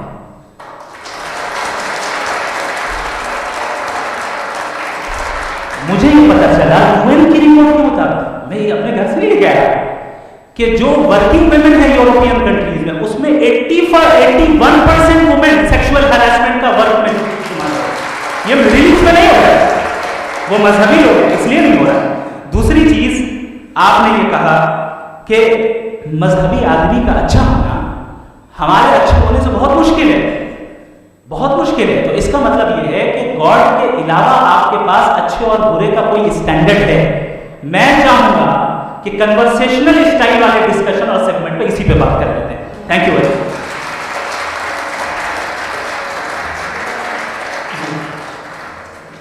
ये रिबटल का राउंड 2 है, आपके पास 5 मिनट का वक्त है, और इसके बाद क्रॉस एग्जामिनेशन शुरू करेंगे। आप चाहें तो जो इन्होंने सवाल पूछे उनके जवाब आप रिबटल में भी दे सकते हैं। जी देखिए, पहले तो ये बात कि ये मिसाल गलत है। इन्होंने पहले ही हमको डिसार्म कर दिया। कल अकल से मामला सॉल्व नहीं हो सकता, लॉजिक से आप पहुँच नहीं सकते। ये एक मेटाफिजिकल चीज़ है। मेटाफिजिकल अजीब सा लगता है, ठीक से किसी को माने नहीं मालूम उसके, तो ऐसा लगता है कोई बड़ी चीज़ है। अरे भाई क्या होता है मेटाफिजिकल, बताओ, खड़ी हो। ये एक लफ्ज़ है जो कहीं भी इस्तेमाल हो जाता है। जब आप एक बात कर रहे हैं और आप उससे बहस कर रहे हैं तो मुझे मेटाफिजिकल मत बताइए, आप लॉजिकली मुझे प्रूव किए। और अगर लॉजिकली आप नहीं बात करते ऐसा नहीं मेटाफिजिकल, तो फिर हम आप बात क्या कर रहे हैं? मेरा आपका किस दिमाग में कॉन्वर्सेशन होगा? और ये कहना कि वक्त पहले नहीं था, तो फिर क्यों कहते हैं ये हमेशा से और हमेशा रहेगा? हमेशा वक्त है, तो आप कैसे कहते हैं वो हमेशा से है और हमेशा रहेगा? हमेशा का मतलब है कोई वक्त। अगर वक्त ही नहीं है तो हमेशा कैसे? बाहर वो रहेगा। अब मैं ये देखता हूँ, आपने कहा ना कि वहाँ रेत ज़्यादा होती है, तो हम एक बात देखते हैं कि दुनिया जिसमें वो कादर मुतलक है, जिसकी मर्जी के बगैर पत्ता भी नहीं था, ओमनीपोटेंट है, ये दुनिया चल कैसे रही है? और इस दुनिया का हाल क्या है? 45,000 बच्चे जो 10 साल की उम्र से कम थे वो गाजा में मरे। भूख से काला हांडी में बच्चे मरते हैं और डिप्थेरिया से मरते हैं। डिप्थेरिया अजीब मर्ज है, गले में जानी बनना शुरू होती है, बच्चा नीला हो जाता है, गरीब का बच्चा, इसलिए कि उपास होता है। ये कादर मतलब है जो जाहिर कर दे, इसलिए आप दुआएं मांगते हैं हमारी ये काम कर दे वो कर दे, तो इसका मतलब डे टू डे लाइफ में वो इंटरफेयर करता है और ये देख रहा है। अगर वो वाकई भी है फॉर डिस्कशन से, तो मैं जब दुनिया देखता हूँ तो मेरे दिल में उसके लिए कोई इज्जत नहीं पैदा होती। ये क्या कर रहे हो तुम? पूरे ऑल पावरफुल हो, ओमनीपोटेंट हो, ओमनी प्रेजेंट हो, तुम तो वहां आधा में रहे होगे ना, तुम्हारी जगह तुम देख रहे थे कि बच्चे की कैसे खर्च होगी, तुम देख रहे थे और तुम चाहते हो मैं तुम्हारी पेशकश करूंगा, तुम हो भी। अरे यार इसके अच्छे तो हमारे चीफ प्राइम मिनिस्टर है, कुछ तो ख्याल करते हैं। आप किसकी बात कर रहे हो? अगर वो है ये दुनिया नाइंसाफी से, जुल्म से, जबर से, तशद्दुद से भरी हुई है और आप ये मत कहिएगा कि वो देख रहा है और वो बताएगा एक दिन। अगर वो देख रहा है और इंटरफेयर नहीं करता तो आप दुआ की बात है। आप कहते हैं मेरा ये काम कर दे, इसके मतलब है वो दखल दे सकता है, वो आपको नौकरी दिलवा सकता है, भले दूसरे आदमी को न मिले, मगर आपका काम कर देगा क्योंकि आपने दुआ मांगी है। तो जब वो आपको नौकरी दिला सकता है, लड़की की शादी कर सकता है, बेटे को ग्रीन कार्ड दिलवा सकता है, तो कम से कम ये जो मर रहे हैं बच्चे इनको रोक दे, कुछ तो कर। मुझे तो दुनिया में इस दुनिया का कोई मालिक है, इसका ओमनीपोटेंट कोई रूलर है और ये दुनिया ऐसी चल रही। मैं तो चाहूंगा कि भाई ना हो, अगर हो तो बड़ी शर्मिंदगी की बात है। शुक्रिया।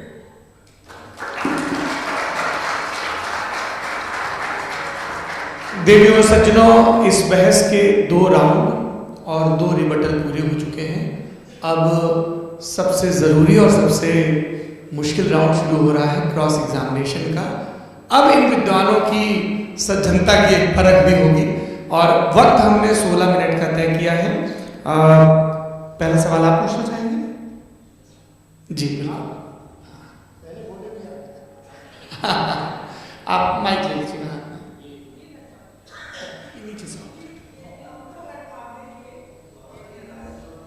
जी मैं ये डायस हटा सकते हैं क्या हम थोड़ा क्विकली? डायस पीछे कर दीजिए बस थोड़ा सा, ताकि ये जो दाएं बाएं लोग बैठे हैं इसे हटा दीजिए, वहाँ तो जाने वाले थे। आराम से आराम से दोनों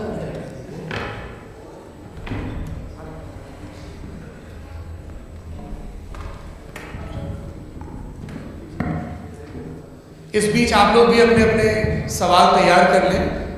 ये ध्यान रखेंगे कि मैं यहाँ से सवाल लूँगा, आप लोग को अपना हाथ ऊपर करना है, अपना नाम बताना है और अधिकतम 3 वाक्यों में अपना सवाल पूरा करना है। कई लोग सवाल की जगह भाषण देने लगते हैं, उससे आज बचना है। जी मुफ्ती साहब, पहला सवाल आपका, 16 मिनट है, हम दोनों लोगों के सवाल हैं। जी जी बहुत शुक्रिया। आपकी जो अभी बात हुई बहुत अहम थी, मैं इसको चाहूँगा कि आगे डिस्कस करूँ, लेकिन चूँकि अभी ये वो सेगमेंट है क्रॉस एग्जामिनेशन, तो सबसे पहला सवाल आपसे ये है कि जो मैं इतनी देर से कॉन्टिंजेंसी आर्ग्यूमेंट आपको बता रहा था, ये अकल से ही बता रहा था हज़रत, आप ये बताएं कि आप इन्फिनिट रिग्रेस ऑफ कॉजेस को पॉसिबल मानते हैं या नेसेसरी बीइंग के एग्जिस्टेंस को सही समझते हैं? क्योंकि 2 ही ऑप्शन हो सकता है, आप ये बताएं। देखिए, आपको मैं ईमानदारी से बात करूँगी, एक तो मैं कॉन्टिजेंसी वर्ड ठीक और इस वक्त भी जो आपने अंग्रेजी के अल्फाज इस्तेमाल किए वो ज़रा थोड़े से मुझे डिफ़िकल्ट और कॉम्प्लिकेटेड लगे, तो आप ज़रा सिंपल ज़बान में सवाल कर सकते हैं? बिल्कुल कर सकता हूँ जी। यूनिवर्स की हर चीज़ कॉन्टिंजेंट होने का मतलब ये है कि वो अपने एग्जिस्टेंस में किसी के ऊपर डिपेंडेंट है। जो भी चीज़ डिपेंडेंट होगी वो चीज़ इंडिपेंडेंट नहीं हो सकती, तो उसका कोई ना कोई कॉज होगा। तो अब आप क्या समझते हैं कि ये इन्फिनिट रिग्रेस है, यानी कॉज पर कॉज, कॉज पर कॉज, कॉज पर कॉज, और कभी कोई यानी एंडलेसली चलता रहा? क्योंकि अगर ऐसा होगा तो हम तो एग्जिस्टेंस में आते ही नहीं। लॉजिकली ये मुत्तफक अलैह चीज़ है, मुत्तफक अलैह अग्री अपॉन। इस पे हमने एग्री किया था कि मुश्किल शब्द आएगा तो अर्थ बताना पड़ेगा। तो इन्फिनिट रिग्रेस तो पॉसिबल नहीं है, तो कहीं ना कहीं आपको रुकना पड़ेगा ऐसे नेसेसरी नहीं, जरूरत नहीं रुकने की। किसने कहा रुकना पड़ेगा? आप रुकते हैं मुद्दा पे, आप नहीं रुकते, आप कहते हैं वो हमेशा से जब उस वक्त से जब वक्त नहीं था। आप कहाँ रुकते हैं कि अब हुआ था वो, आप नहीं कहते। हम क्यों नहीं मान सकते कि यूनिवर्स जो है और बल्कि मल्टीवर्स जो है वो हमेशा से है, वो बनती है, बिगड़ती है। एक हमारे यहाँ एक चीज़ है ब्लैक होल, वो समेट लेता है वापस, फिर ब्लास्ट होता है, फिर फैल जाता है। और इसमें हमारी तो खैर कोई औकात ही नहीं है इंसान की। एक छोटे से जर्रे पे हम 50-60 साल की उम्र रखते हैं, जो करोड़ों अरबों साल की कायनात है उसमें, और पैदा भी इतने नहायती बेहुदा वजह से हुए थे। तो इसमें ये सोचना कि इसकी वजूहात और ये क्यों है, ये डिपेंडेंट है, ये हम देख रहे हैं। क्या मालूम, आप सोचिए कि ये जो फैल रही है कायनात, ये कहाँ फैल रही है, ये कहाँ जा रही है, और ये फैल क्यों रही है? बना ली थी तुमने, रुको, ये काफ़ी है। ये फैल क्यों रही है? ये और कौन सी कायनात जिसे मैं दूरबीन से देखता हूँ तो 2 बिलियन लाइट ईयर पे है, उससे मेरा कोई वास्ता ही नहीं है। 2 बिलियन ईयर यानी अगर मैं 80,000 माइल्स पर सेकेंड से चलूँ तो 20 करोड़ साल में वहाँ पहुँच जाऊँगा। इसकी ज़रूरत क्या थी? ये दुनिया, ये कायनात में इंसान अशरफुल मखलूक़ात के लिए बनाई गई ना। तो ये सब ये टर्म समझ में नहीं आया, इसमें कोई खास समझने वाली बात थी भी नहीं। ये जो अल्टीमेट कहा यह जाता है कि ये जो पूरी यूनिवर्स है, ये जो दुनिया है, ये इंसान के लिए बनाई गई। अच्छा, ये सब इंसान के लिए, क्यों साहब, सही है ना? बिल्कुल, लेकिन इसका ये मतलब नहीं कि किसी चीज के पीछे रीजन आपको नहीं पता तो रीजन नहीं है, इसे कहते हैं नहीं, मुझे नहीं पता, लेकिन मेरी जिम्मेदारी नहीं। वो बिल्कुल सही कहा था उसने, बर्टन रसल ने, आप लोग उसे मजाक में डाल दिया कि भाई आप एक दावा कर रहे हैं, मैं क्यों कहूँ कि ये गलत है दावा? आप प्रूफ कीजिए, मेरे पे जिम्मेदारी ही नहीं, मैंने थोड़ी कहा है, आप प्रूफ कीजिए कि ये सही। आप आर्ग्यूमेंट ऑफ कंटिजेंसी आप पे कोई सवाल जवाब पूछना चाहेंगे? आप सवाल पूछना चाहेंगे मुफ्ती साहब से? क्योंकि ये क्रॉस एग्जामिनेशन का दौर है, आप जैसे पहले बोल रहे थे फेथ को लेकर कुछ। मैं ये पूछना चाहूँगा कि खुदा ने जो भी रेवलेशन किए हैं, एक मज़हब के लिए बहुत से मज़हबों में किए हैं, अलग अलग रेवलेशन है।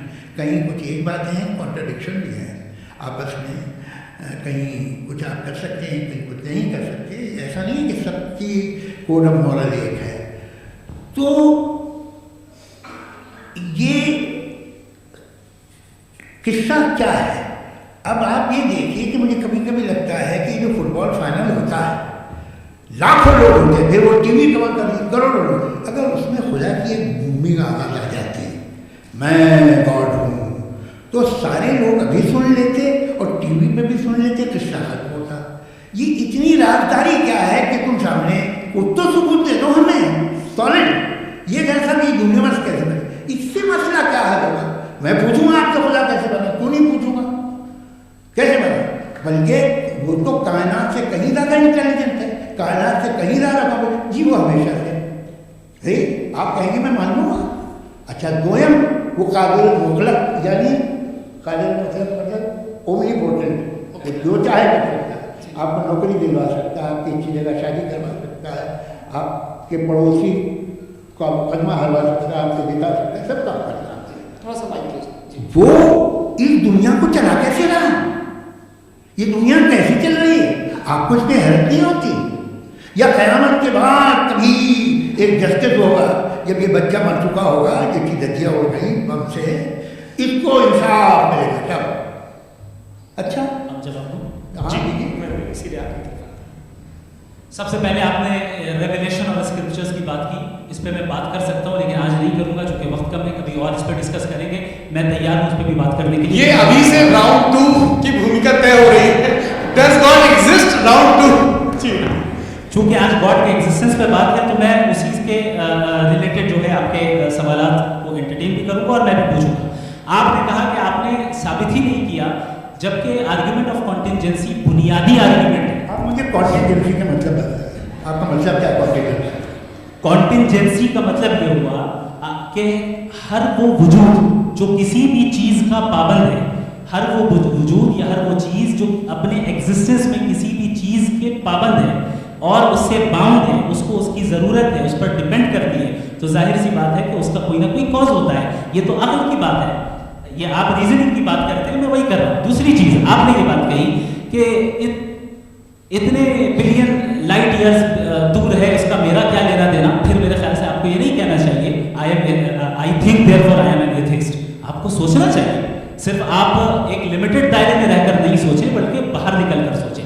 आपने तीसरा सवाल किया, आपने 2-3 सवाल एक साथ। ऐसी बात है ना कि ये कुत्तों को इतराज हो जाएगा कि आप कुछ भी सोचें, ये इजाज़त आपको है नहीं, मुझे है।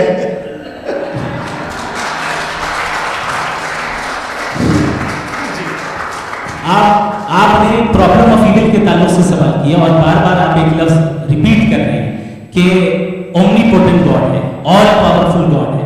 यही तो दरअसल समझना है कि गॉड का कॉन्सेप्ट क्या है। प्रॉब्लम ऑफ इविल जो है, प्रॉब्लम ऑफ इविल दर हकीकत 2 असम्पशंस पर कायम है। अगर आप इन 2 असम्पशंस को समझ जाएं तो ये प्रॉब्लम नहीं रहेगी, आर्गुमेंट आपको समझ में आ जाएगी कि ये कोलैप्स कर जाता है। पॉइंट नंबर 1, यानी जो आपका सबसे पहला फॉल्स असम्पशन है कि गॉड मर्सीफुल है, ओमनीपोटेंट है, दुनिया में जुल्म हो रहा है। लेकिन आपको ये समझना चाहिए कि हमारे वर्ल्ड व्यू के मुताबिक गॉड सिर्फ ओमनीपोटेंट और सिर्फ मर्सीफुल नहीं है, बल्कि वो ऑल वाइज भी है और वो ऑल नोइंग भी है। उसके हर काम के पीछे हिकमत और विजडम है। ये कोई जरूरी नहीं है कि वो हिकमत और विजडम आपको समझ में आए या मुझे समझ में आए। अगर आप जो समझ रहे हैं उसके मुताबिक आप फैसला कर रहे हैं, ये लिमिटेड पर्सपेक्टिव से आर्गुमेंट है। और इस चीज को हम अपनी दुनिया में, अपने लाइफ में, डेली लाइफ में इस प्रिंसिपल को एक्सेप्ट करते हैं। हम जब किसी डॉक्टर के पास जाते हैं, डॉक्टर के पास जाकर वो अगर उसने हमें कोई दवाई दी है तो हम ये तो नहीं कहते कि जब तक आपके पास जितना नॉलेज और जितना विजडम नहीं है, आपने क्यों ये दवाई दी है, तब तक हम इस चीज को एक्सेप्ट नहीं करेंगे। नहीं कहते, हम उसकी अथॉरिटी को तस्लीम करते हैं। क्यों? क्योंकि उसकी हम जानते हैं कि वो नॉलेजेबल है, वो विजडम वाला है, हमसे ज्यादा नॉलेज और हमसे ज्यादा विजडम है। डॉक्टर में और खुदा में बड़ा डिफरेंस है। डॉक्टर पढ़ा लिखा होता है एक, तो मैं उसकी बात सुनूंगा। 2 नहीं कुछ जवाब तो ये है सर प्लीज, अगर सब ऑडियंस से बोलने लगेंगे तो फिर मतलब नहीं सही लाइफ है। मतलब आप ये कहें कि क्योंकि आप डॉक्टर पे बिलीव करते हैं इसलिए खुदा पे बिलीव किए, क्या ये मिसाल आपको समझाने के लिए आर्गुमेंट है, इस पे आपको इतराज नहीं। तो सिंपल बात ये है कि मैं अगर ये यकीन करूँ कि ओमनीपोटेंट उसकी मसलहत है, ये जो बच्चे मार रहे हैं ये मसलहत है, मुझे नहीं चाहिए इस मसलहत, उसकी मसलहत नहीं, ये समझ रहे हैं, मतलब एक्सपीरियंस। अच्छा, इस आपने अभी मेरी बात पूरी सुनी नहीं। मैंने कहा आपका पूरा आर्गुमेंट 2 फॉल्स असम्पशंस पर है।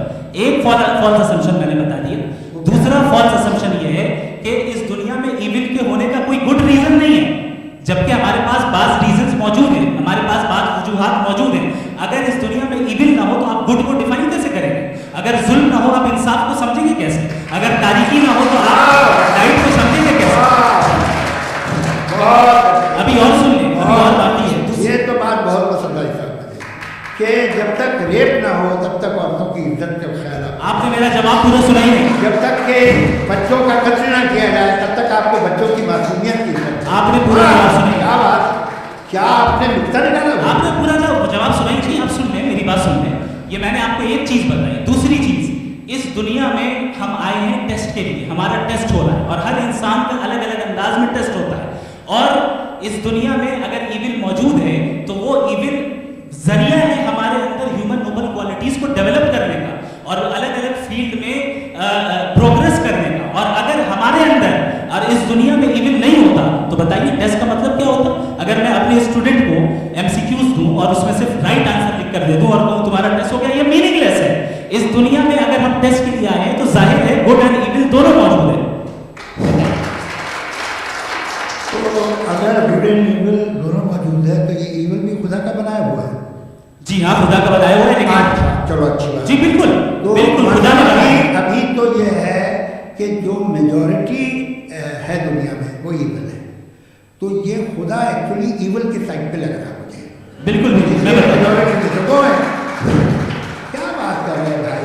मैं बहुत कोई भी जो मुंसिफ होगा, चाहे आपका अपना घर हो जिसके आप सबसे बड़े हैं, चाहे आपकी ऑर्गेनाइजेशन हो जो आप चलाते हैं, वहां पर आप इविल रखेंगे साबित करने को कि बाकी लोग शरीफ हैं। मेरी बात सुनिए, क्या ये आर्गुमेंट ही गलत है? अगर जब तक कि कोई इविल नहीं होगा तब तक के शरीफ आदमी शरीफ नहीं लगे। अगर एग्जामिनर गलत ऑप्शन दे रहा है तो एग्जामिनर इविल नहीं होंगे, जो गलत ऑप्शन को सेलेक्ट कर रहा है वो फेल होगा। क्रिएटर ने इविल को बनाया है लेकिन वो इविल नहीं है। अच्छा सुनिए, मेरे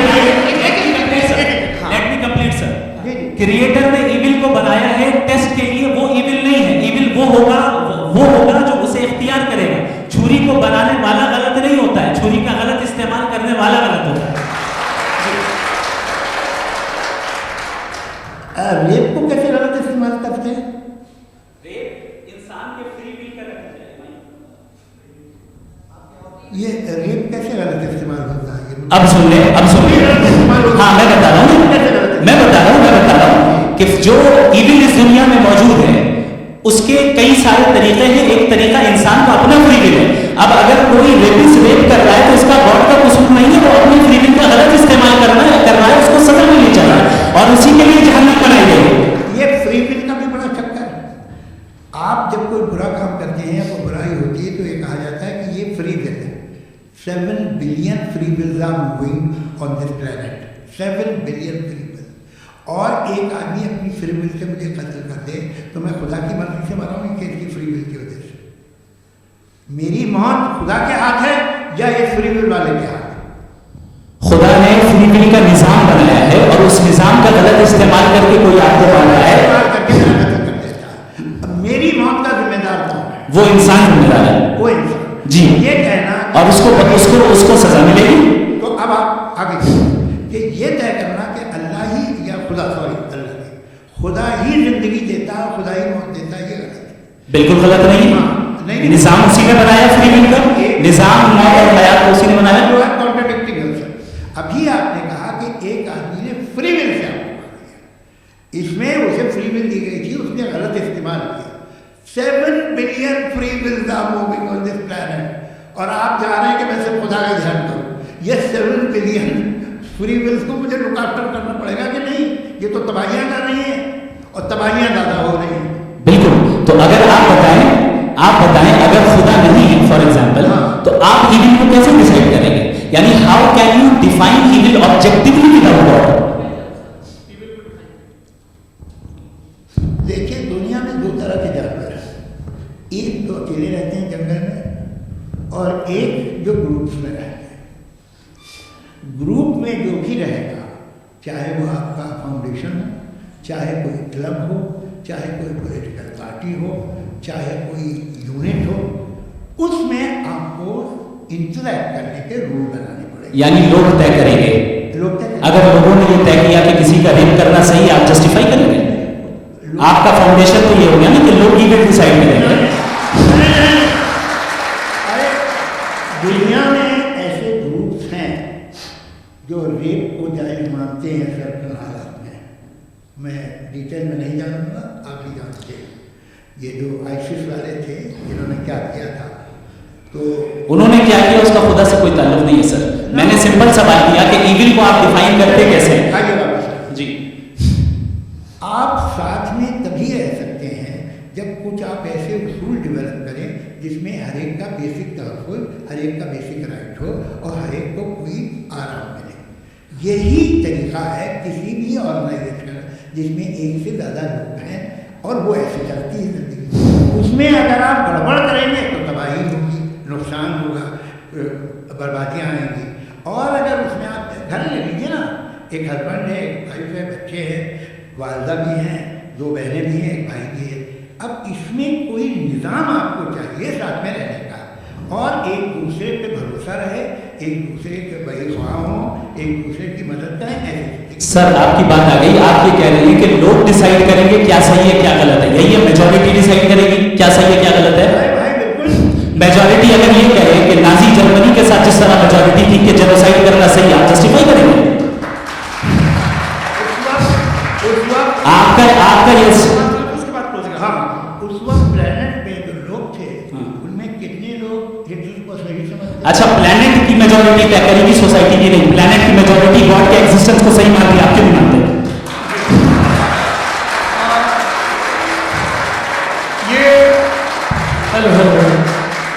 ये क्रॉस क्वेश्चन का राउंड यहाँ पर समाप्त होता है और ये बड़ा अच्छा है कि इस तरह से फ्रेगमेंट कर दिया गया है ताकि जो मर्करी ऊपर जवाब दे जी।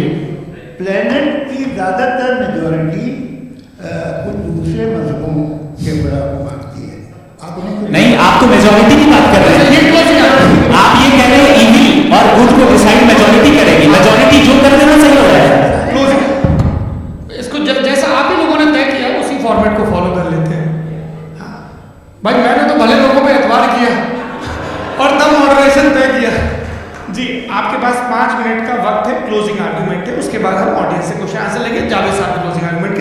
ओके, बहुत शुक्रिया।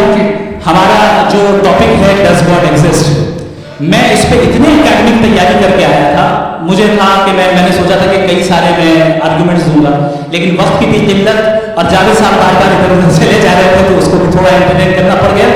डज गॉड एग्जिस्ट पे मैं एक ही आर्गुमेंट दे पाया, आर्गुमेंट्स बहुत हैं और डेफिनेटिव आर्गुमेंट्स हैं, और मेरे आर्गुमेंट को किसी एक राउंड में भी इन्होंने एंटरटेन नहीं किया और रिफ्यूट नहीं किया, एक राउंड में भी नहीं, एक राउंड में नहीं, और ना ही अभी आपका क्लोजिंग आर्गुमेंट है आर्गुमेंट ऑफ कंटिजेंसी। सर अरे मैं आपसे कई बार कह चुका हूं कंटिजेंसी का मतलब अब मैं कैसे समझाऊं आपको, और कितने आसानी से समझाऊंगा, मुझे तो नहीं समझ में आ रहा है। आप जब कंटिजेंसी उर्दू में बोल सकते हैं। हाँ, आप अपनी बात पूरी कर लें जी। आखिरी 4 मिनट। दूसरी चीज, just a minute please ma'am, can I talk? दूसरी चीज ये है कि आपने एक तो इसका जवाब नहीं दिया, दूसरा आपने गॉड के न होने पर कोई डेफिनेटिव आर्गुमेंट नहीं दिया, सिर्फ मजहब पे बात कर रहे हैं। मजहब तो आज हमारा टॉपिक ही नहीं था, आज तो हमारा टॉपिक वो आप मजहब से लेकर आईएस तक चले गए, भाई हमारा क्या ताल्लुक है उससे, वी कंडेम दैट, और उसका गॉड से क्या ताल्लुक है? अगर कोई गलत काम कर रहा है, किसी ने किसी को कत्ल किया, किसी ने किसी का रेप किया, उसको सजा मिलनी चाहिए, और आपके पास कोई भी rational strong foundation of morality नहीं है। आपने कहा कि मेजॉरिटी क्या करेगी सोसाइटी की, वो सही होगा, मैंने कहा हिटलर को फिर आप सही कहेंगे, नहीं, प्लैनेट की सोसाइटी की मेजॉरिटी तय करेगी, तो पहले प्लैनेट की मेजॉरिटी गॉड के एग्जिस्टेंस को मानती है, आप कह रहे हैं रिलीजियस है, तो यानी आपके पास कोई स्ट्रॉन्ग फाउंडेशन नहीं है ऑब्जेक्टिव मोरालिटी का। ऑब्जेक्टिव मोरालिटी का अगर कोई फाउंडेशन है तो वो सिर्फ गॉड है, गॉड है, गॉड है। थैंक जी, ये मुफ्ती शमाइल नदवी साहब का क्लोजिंग आर्गुमेंट था। अब हमारे पास जी ये बड़ा अच्छा है कि दोनों लोगों को मॉडरेटर से शिकायत भी और बोल रहे भाई हमारी शाबाशी भी तो करते चलो। अब मेरी बात जी, आपके पास जावेद अख्तर साहब 5 मिनट का वक्त है, ये आपका क्लोजिंग आर्गुमेंट है, टाइम रीसेट कर दें जी। देखिए, बहुत सारी बातें हैं। गॉड का डेफिनेशन दुनिया के किसी भी रिलीजन में है कि वो इम्पोर्टेंट है, वो प्रेजेंट है, he is just, he is kind, he loves you and so on. मैं जब दुनिया देखता हूँ तो मुझे कोई ऐसा सुप्रीम पावर यहाँ दिखाई नहीं देती है जो इंसान की बहबूदी के लिए कुछ कर रही हो, कमज़ोर को बचा रही हो, मदद कर रही हो, जालिम को पीछे हटा रही हो, मैं नहीं देखा तारीख में। एक तो अगर है और ये देख रहा है तमाशा, तो उसका होना न होना बराबर है। दो ये कि ये जो है, जब आप ये कहते हैं कि कायनात जिसकी कंटिजेंसी है, मैं देखिए वो लफ्ज़ इस्तेमाल किया है, तो ये कैसे हो सकती है?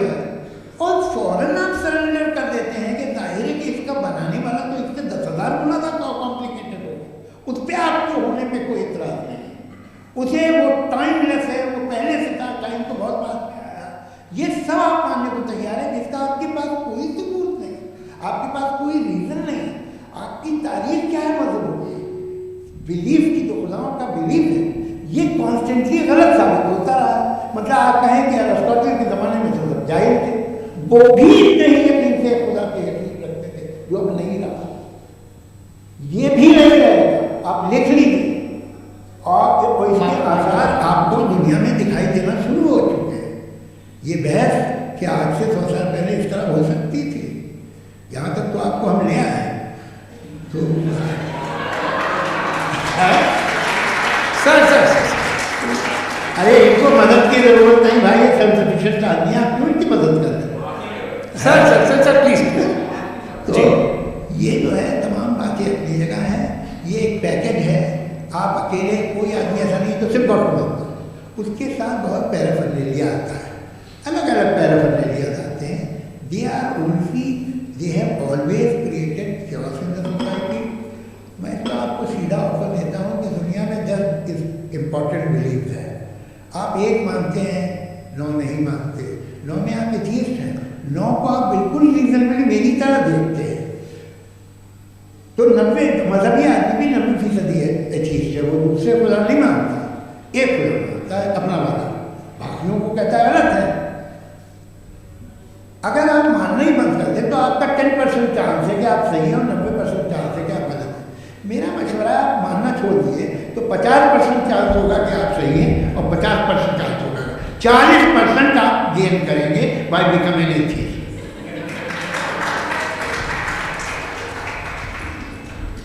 ये एक फरसूदा ख्याल है, ये ख़त्म हो रहा है। हो सकता है मेरी ज़िंदगी में ना हो, लेकिन ये हो जाएगा। जो बातें ये इनको आप मेटाफिजिकल ये वो ऐसे रिस्पेक्टेबल टर्म दे दिए, ये तो उन लोग के हैं जिन्हें ना फिजिक्स मालूम थी ना मेटा मालूम था, ये उन्होंने आपको दिए हैं। जी बहुत शुक्रिया आप दोनों लोगों का। और अब इस बातचीत का आखिरी राउंड शुरू होगा, डज गॉड एग्जिस्ट की ये बहस मुफ्ती शमाइल नदवी और जावेद अख्तर साहब के बीच। आप लोग अपने अपने हाथ ऊपर करेंगे, मैं यहाँ से तय करूँगा। और माइक हमारे पास है, एक ही माइक है ऑडियंस के लिए, 2 माइक है, एक इस तरफ एक इस तरफ, ठीक है। तो जी सबसे पहले हमारी सहयोगी है मारिया शकील जी, पूछिए सवाल। थोड़ा सा रुकेंगे ताकि कैमरे का फ्रेम आप पर आ जाए, आपकी तो प्रैक्टिस है टीवी जी। नदवी साहब, मैं खुदा को मानती हूँ, पहले मैं इसी प्रमाइस से शुरू कर रही हूँ और ये बता रही हूँ, मैं मानती हूँ, लेकिन कुछ सवाल हैं जावेद साहब ने उठाया, उसका जवाब आपको देना चाहिए। पहला सवाल ये कि गजा में सालों से छोटे बच्चे मर रहे हैं, वो उनको अगर खुदा मर्सीफुल है, हम मानते हैं कि अल्लाह ताला में बहुत ताकत है, तो वो बच्चे क्यों मर रहे हैं? दूसरी बात ये कि अगर कंटिजेंसी की जो आप बात करते हैं, पूरे मुस्लिम ममालिक मिल करके भी उन गजा के बच्चों को क्यों नहीं बचा पा रहे हैं? क्योंकि अगर वो चाहते, क्योंकि अल्लाह ताला उन पर हुकूमत करते हैं, सब पर हुकूमत करते हैं, तो वो उनको क्यों नहीं बचा? जी थैंक यू वेरी मच। बहुत अच्छा किया आपने इस चीज़ को जिक्र कर दिया, मैं इसको और अच्छे से एक्सप्लेन करने की कोशिश करता हूँ। देखें, जहाँ तक आपने कहा कि गजा के बच्चों को मारा जा रहा है, देखिए 2 वर्ल्ड व्यू है, एक एथिस्टिक वर्ल्ड व्यू, एक थीस्टिक वर्ल्ड व्यू है। बच्चे मर रहे हैं दोनों वर्ल्ड व्यू में, लेकिन हमारा वर्ल्ड व्यू कह रहा है कि रिकॉम्पेंस है, ये कह रहे हैं कि उनका मरना बेकार जाने वाला है, कोई उसका रिकॉम्पेंस नहीं है, क्योंकि इनके यहाँ आखिरत और अल्लाह का कोई तसव्वुर या गॉड का कोई तसव्वुर नहीं है। आपने ये सवाल किया कि गॉड मर्सीफुल है, क्यों नहीं रुकता, ये मैंने बताया कि ये मिसकंसेप्शन है लोगों के दरमियान कि गॉड को सिर्फ मर्सीफुल और ओमनीपोटेंट समझते हैं। गॉड के सिर्फ यही 2 एट्रीब्यूट्स नहीं है, गॉड के कई सारे एट्रीब्यूट्स हैं, उनमें से अल हकीम भी है, उनमें से ऑल वाइज भी है, ऑल नोइंग भी है।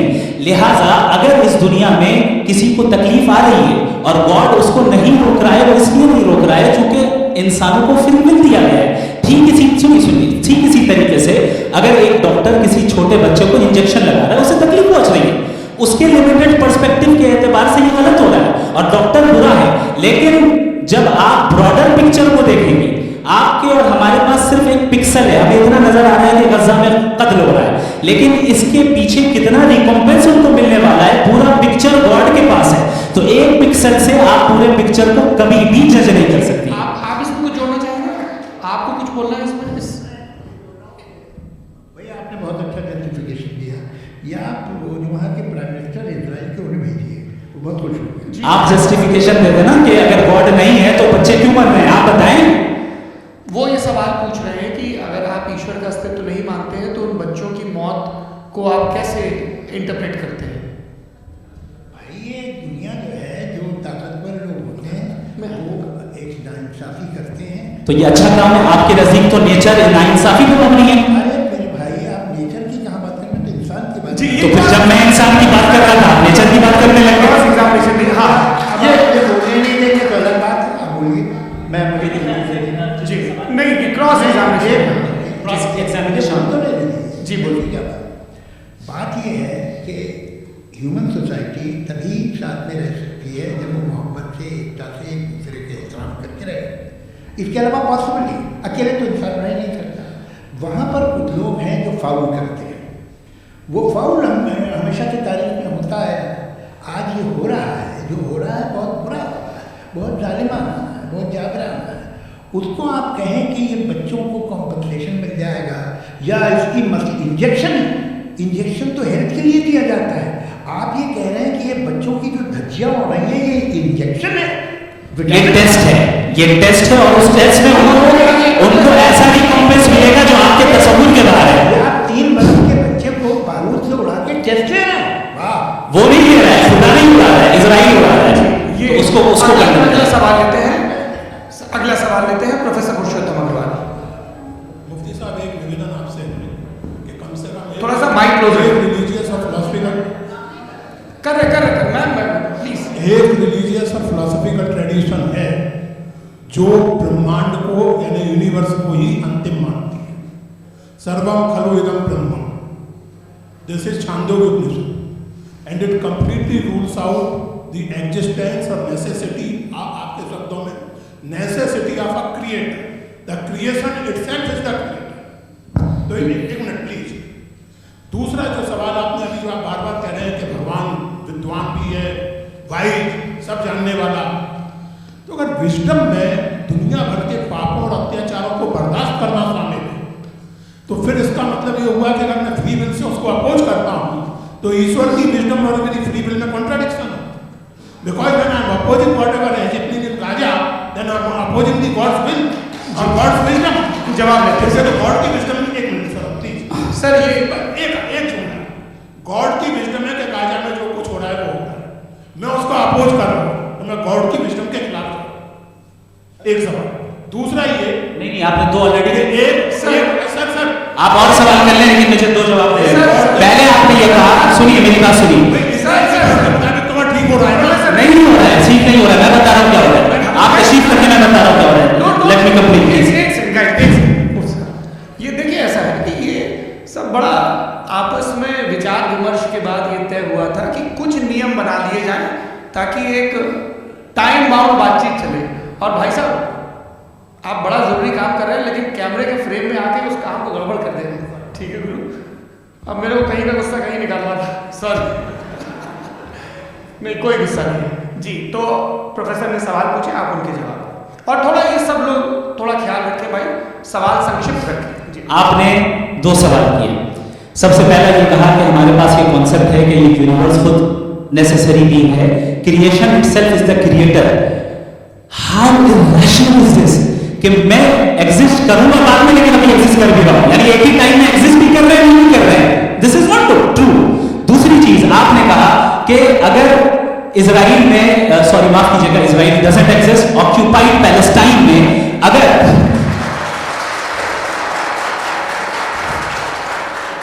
ऑक्यूपाइड पैलेस्टाइन में बच्चों को मारा जा रहा है फ्री विल की वजह से और गॉड नहीं रोक रहा, ये कॉन्ट्रडिक्शन है। ये बताइए कि एक एग्जाम में एक बच्चा गलत आंसर लिख रहा है, सुनिए, एग्जामिनर चाहे तो रोक सकता है, क्यों नहीं रोक रहा है? ये कॉन्ट्रडिक्शन है, ये कॉन्ट्रडिक्शन नहीं है। सर ये आपस में जी, ये क्या आपका सवाल? माइक फ्री विल दिया गया है टेस्ट के लिए, अकाउंटेबिलिटी के लिए। अगर फ्री विल नहीं होता तो आप कहते हैं हमें रिपोर्ट बना दिया गया। आपकी जो भी पोजीशन, मैं अपनी फ्री विल के नाते, अपने ह्यूमन विजडम के नाते गाजा में हो रही अत्याचार का विरोध करता हूं। बिल्कुल करना चाहिए। मेरे हिसाब से मैं गॉड की विजडम का विरोध कर रहा हूं। बिल्कुल नहीं, बिल्कुल भी नहीं, बिल्कुल भी नहीं। उसका वहां पर गाजा में कत्ल होना ये इंसानों के गलत इस्तेमाल का नतीजा है, फ्री विल के इस्तेमाल का नतीजा है। गॉड इसका हुक्म नहीं देता, उससे रोकता है। यही तो मसला है ना, आपके लिए कॉन्सेप्ट क्लियर है? भाई आपने तो बताया था इंजेक्शन लगाने से बच्चे को तकलीफ होती है, ये इंजेक्शन लगा। सर आप ऐसे रेटोरिक स्टेटमेंट दें तब तो कोई मसला नहीं समझते थे। This is a rhetoric statement, this is not a logical argument sir. I am sorry. आखिरी 30 मिनट बड़े मुश्किल होने वाले हैं जी। मुफ्ती साहब आगे बैठे हैं, इनको माइक दीजिए। हाँ तरुण, माइक आप अपने पास रखिए, आपको कैमरे का फ्रेम पता है जी। सबसे पहले दोनों को मुबारकबाद। एक सर अपना आप नाम बता दें। आप अमेरिका में शिकागो में रहते हैं, इतना मुझे याद है। बताया आपको, यासिर नदीम अल-बाजदी मेरा नाम है। जावेद सर आपसे एक क्वेश्चन है इन्फिनिट वीकनेस के ताल्लुक से। एक हाइपोथेटिकल सिनेरियो है, मसलन अगर आप सर माइक थोड़ा सा प्लीज क्लोज रखो जी। अगर आप शायर इसलिए हैं कि आपके कोई उस्ताद शायर थे और वो इसलिए शायर थे कि उनके कोई उस्ताद शायर थे, और इसी तरीके से हम माजी में पीछे चलते चलते चले जाएं और कहीं ना रुके, तो माफ कीजिएगा आप कभी शायर नहीं हो सकते। लेकिन आप शायर हैं, आपका शायर एग्जिस्ट करता है, इसका मतलब ये है कि आप कहीं ना कहीं रुके हैं। तो मेरा सवाल ये है कि क्या आप इन्फिनिट रिग्रेस ऑफ कॉजेस को लॉजिकल फैलेसी मानते हैं या नहीं मानते? हाँ या मैं इन्हें लॉजिकल फैलेसी नहीं मानता हूँ, लेकिन मेरा प्रॉब्लम यह है कि जब मैं नहीं मानता हूँ तो I continue with this logic जो फैलेसी नहीं हो। आप एक जगह रुक जाते हैं जाके, आप कहते हैं ये गेंद कैसे बनी, ये जजीरा कैसे बना, ये समंदर कैसे बना, ये ज़मीन कैसे बनी, और अचानक गॉड पे जाके आपको ब्रेक लग जाता है। एक बार आप सवाल नहीं करते कि भाई इसको बनाने वाला तो इनसे भी कॉम्प्लिकेटेड हो, वो कैसे बना, उसके बारे में आपने इत्मीनान कर लिया वो हमेशा से।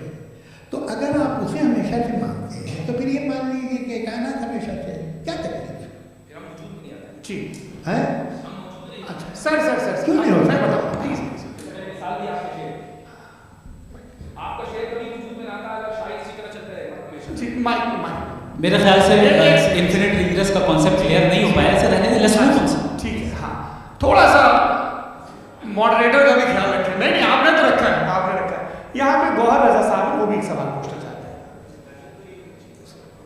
माइक यार नीचे सवाल करती हूँ। पहले तो ये कह दूं कि मैं उन बच्चों से शर्मिंदा हूँ जिनको गजा में कत्ल किया गया,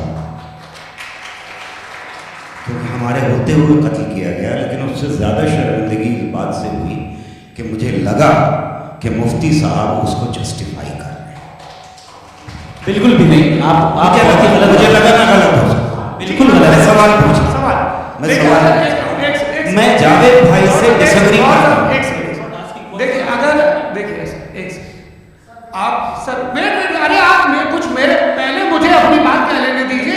अगर ऑडियंस तय करेगी तो फिर मॉडरेटर का मतलब नहीं। मेरा आप सबसे ये कहना है, ये बहस दो लोगों के बीच में है, एक तरफ मुफ्ती साहब, एक तरफ जावेद साहब। पिछले 1.5 घंटे से ये लोग अपने अपने तर्क रख रहे हैं। आपकी इनसे इत्तेफाकी हो सकती है, ना इत्तेफाकी हो सकती है। मेरे उस्ताद मुझे सिखा गए हैं कि मुखामुखम में असहमति की गुंजाइश बची रहनी चाहिए। अगर मैं आपकी बहुत इज्जत करता हूँ गौहर साहब, आपने जो कमाल की किताबें लिखी हैं साइंटिफिक टेम्परामेंट, लेकिन मेरी ये गुजारिश है आप सबसे कि यदि आप इन लोगों ने जो बोला उन पर टिप्पणियां करेंगे तो ना वक्त की पाबंदी रहेगी ना कॉन्शियस। आप सवाल पूछ लें, उस सवाल में जो बात आ जाए वो आ जाए। मैं जावेद साहब से डिसएग्री करता हूँ, इसलिए जावेद साहब से सवाल पूछ रहा हूँ। आपका सवाल जावेद अख्तर साहब से, और सवाल ये है मेरा कि जावेद साहब ने कई बार लॉजिक का इस्तेमाल किया कि साइंस में लॉजिक है और रिलीजन में लॉजिक नहीं। मेरा ख्याल ये है कि रिलीजन में भी लॉजिक है, लेकिन उस लॉजिक की बेसिस ये है कि आप रुक जाते हैं, जिसका जिक्र जावेद साहब ने बार बार किया, यानी खुदा के तस्वुर पे आते हुए, गॉड के तस्वुर पे आते हुए रुक जाते हैं। और इसमें सवाल पूछना मतलब फॉरबिडन होता है। सवाल ये है कि क्या जावेद साहब इससे एग्री करते हैं कि साइंस की लॉजिक अलग है और रिलीजन की लॉजिक अलग है? बताइए सर। देखिए 3 चीज़ें हैं, साइंस है, एक है मंतिक है, इस्तिदलाल है, और एक जो है कुछ भी नहीं है, फेथ है, अकीदा है। मैं अकीदे की लॉजिक का कायल नहीं हूँ। मुझे आप इस्तिदलाल से, लॉजिक से, रीज़न से समझाइए, मैं मानने को तैयार हूँ, मेरा क्या नुकसान होगा। लेकिन ये कि अकीदे पे मैं नहीं कर सकता हूँ। अकीदे का मतलब है कि तुम ये मान लो, सवाल करो, ये नहीं। आप सारी बातें करके, बड़ी साइंटिफिक बातें करके एक जगह जाके खुदा के वजूद पे रुक जाते हैं, सरेंडर कर देते हैं। मैं सरेंडर करने को तैयार नहीं। That's all. जी ये आगे सर बैठे हुए, इनको माइक दीजिए। भाई वो आपको क्या चाह रहे थे? हाँ नहीं जी, आपका नाम? आसिम इफ्तिखार। आसिम जी, पूछिए। सर जावेद सर से सवाल है कि आपने अपनी क्लोजिंग माइक थोड़ा करीब। अपने क्लोजिंग स्टेटमेंट में बात कही थी कि मज़हब का जो फ्यूचर है वो ज़्यादा दिन नहीं जाने वाला है, लेकिन मैं देख पा रहा हूँ कि जो ऑक्सफोर्ड यूनिवर्सिटी की एक स्टडी है 2011 में हुई है, जिसके 50 अकेडमिशियंस ने इसको अंजाम दिया था, उसमें वो ये कहते हैं कि जो फेथ इन गॉड है वो इनबिल्ट है ह्यूमन नेचर के अंदर, जिसको हम कहते हैं फितरत के अंदर शामिल है। और वो ये कहते हैं कि अगर कोई ये समझता है कि मज़हब को वो ख़त्म कर देगा तो ये उसकी गलत फहमी है। तो आप इसके बारे में, इस स्टडीज़ के बारे में क्या कहते हैं? ठीक, मैं उनसे एग्री नहीं करता हूँ। वो कौन से प्रोफेसर होंगे? इनके पास डेटा है, इन्होंने डेटा के बेसिस होगा। डेटा क्या हो सकता है? फ्यूचर का डेटा तो नहीं हो सकता ना उनके पास, प्रेजेंट का डेटा हो सकता है। डेटा आपने सुना 100 साल पहले का बात का डेटा, मैंने तो नहीं सुना तक। तो आज उनकी ये राय है और होगी राय, ठीक है, दुनिया में तरह तरह की राय है, लेकिन मैं समझता हूँ कि वक्त के साथ इंसान ज़्यादा से ज़्यादा रीजनेबल और लॉजिकल होता जा रहा है। आज आप देखिए वेस्टर्न यूरोप में क्या परसेंटेज है नॉन बिलीवर्स की, बहुत है, वहाँ चर्च खाली पड़े होते हैं। तो अल्टीमेटली तो इंसान कोई ऐसी बात बहुत अरसे तक नहीं मान सकेगा, चाहे गलत ऐसी, जो उसे उसके दिमाग को, उसके जहन को, उसके लॉजिक को अपील करे। वो कह रहे हैं तो ऑक्सफोर्ड के होंगे, तो कैम्ब्रिज के होंगे, तो मुझे क्या लेना देना, उनका डेटा मुस्तकबिल का नहीं हो सकता है। जी दीपक, हाँ पूछिए। मैं आऊँगा, अभी पीछे की साइड में आऊँगा, माइक नहीं भेजूंगा 2 सवाल। जी जावेद साहब आपसे सवाल है। नमस्ते। अरे भाई सर, अगर आप ही लोगों को तय करना है तो फिर 200 लोग तय कर लेंगे। नहीं sir, please don't do this sir, everybody has a right sir, but we can only take selected questions. No sir, ये यंग लोग भी हैं तो इनकी ये अब यंग, भाई आप यंग हैं कि नहीं? वो कह रहे हैं वो भी यंग है साहब, आप उनकी नौजवानी पर दावा उनको ही करने थे। हाँ मुफ्ती साहब आप यंग, हाँ पूछिए। अरे भैया सर मेरा सवाल ये है, इनसे भी तो पूछो जी। नहीं बस आपसे एक सवाल है, जैसे थीस्टों के पास अपने जो ईश्वर को मानते हैं उनके पास अपने सोशल गेट टुगेदर्स हैं, 5 रोज़ आज क्रिसमस आने वाला है, होली है, दिवाली है, ईद है, एथिस्ट क्या ऑफर कर रहे हैं? मतलब मैं इनकी दुकान से बोलूँ, मैं आना चाहता हूँ उस तरफ, पर मैं अट्रैक्ट नहीं हो पा रहा हूँ। मैं सोशल गेट टुगेदर्स क्या है आपके पास? वो ये कह रहे हैं कि जो धार्मिक लोग हैं, अलग अलग धर्म के लोग, उनके उत्सव त्योहार कॉन्ग्रेगेशन बहुत है। अब आपको मैं सुनाता हूँ, यहाँ हिस्टोरियन भी बैठे हैं, मृदुला जी आप बताइएगा सही है। ये एक कॉन्स्टेंटाइन, एक ग्रीक रोमन बादशाह था जो क्रिश्चियनिटी आने के 400 साल बाद उसने डिसाइड किया कि मैं क्रिश्चियन हो जाऊंगा, मेरी पूरी स्टेट हो जाए। उस जमाने में ऐसे होता था, राजा जो धर्म इख्तियार करता था वो जनता भी कर लेती थी, इसलिए जो वो हो गया था बैंकरप्ट, और उसे जो मेडिटेरियन कोस्ट के रिच क्रिश्चियन वो थे मर्चेंट, उससे पैसा चाहिए था। तो उसने कहा यार क्रिश्चियन हो जाए। तो उसने अपने वजीर से कहा कि भाई ये हिस्ट्री है कि अब हम लोग क्रिश्चियन हो जाएंगे। पहले सर हो जाएंगे, कोई प्रॉब्लम नहीं है, लेकिन एक प्रॉब्लम ये है कि 17 दिसंबर से 25 दिसंबर तक जो पेगन फेस्टिवल होता, जो पेगन थे वो लोग, जो फेस्टिवल होता है वो बंद हो जाएगा, इसलिए कि हम क्रिश्चियन हो गए तो होगा नहीं। तो वो बच्चों को बहुत बुरा लगेगा, पब्लिक को बहुत इन्जॉय करते, खासतौर से 25 को मेन भी। उसने कहा ये तो सही कह रहे हो कि जीसस क्राइस्ट की पैदाइश कब थी? कहते साहब वो अप्रैल में थी, नहीं कट करो, वो 25 दिसंबर को। ये हकीकत है जी। और 400 साल बाद क्रिश्चियनिटी के अप्रैल से दिसंबर ले आए, और इसलिए कि यहाँ पेगन फेस्टिवल होता था, अब मनाते हैं आप। ये जो सारे फेस्टिवल हैं ये रिलीजन से, हर एक को एक इंटरटेनमेंट डिपार्टमेंट चाहिए होता है अपनी कंपनी चलाने के लिए। तो ये रिलीजन नहीं, ये सेकुलर त्योहार थे जिन्हें रिलीजन ने ले लिया। ये मौसम के थे, फसलों के थे, किसानों के थे, उसको आपने लेके रिलीजियस रंग दे दिया। ये कोई रिलीजन थोड़ी है। आप अच्छा हमें देखिए, हम तो मुस्लिम हैं, हम ईद मनाते हैं, हम दिवाली मनाते हैं, हम होली मनाते हैं, क्रिसमस मनाते हैं। बम्बई की फिल्म इंडस्ट्री की सबसे बड़ी होली हमारे घर, सबसे बड़ी ईद हमारे घर, वो हमारे सोशल वो है, हमारे हेरिटेज है।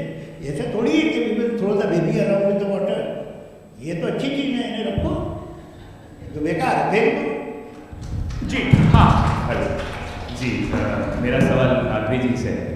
जैसा कि आपने बोला कि गॉड टाइम के भी परे है और गॉड इतनी कॉम्प्लेक्स चीज़ है कि उसे ह्यूमन माइंड समझ नहीं सकता, और गॉड ने अर्थ पे फ्री विल भी दे दी है, तो आप अपना वक्त ज़ाया क्यों कर रहे हैं गॉड के बारे में बात करके? अपन को तो बात करनी चाहिए कि सोसाइटी को बेहतर कैसे करें। जी, मैं गॉड वही बताता है सोसाइटी को कैसे बेहतर करें। अभी मैं आपको जवाब देता हूँ। आपने कहा कि टाइम पे वो एग्जिस्ट नहीं करता, सो जैसा आपने बोला कि गॉड बहुत ही कॉम्प्लेक्स चीज है, मैंने कहा ही नहीं कि कॉम्प्लेक्स है, तो आपके अल्फाज है। कॉम्प्लेक्स का लफ्ज गॉड के लिए सुटेबल नहीं है। क्यों?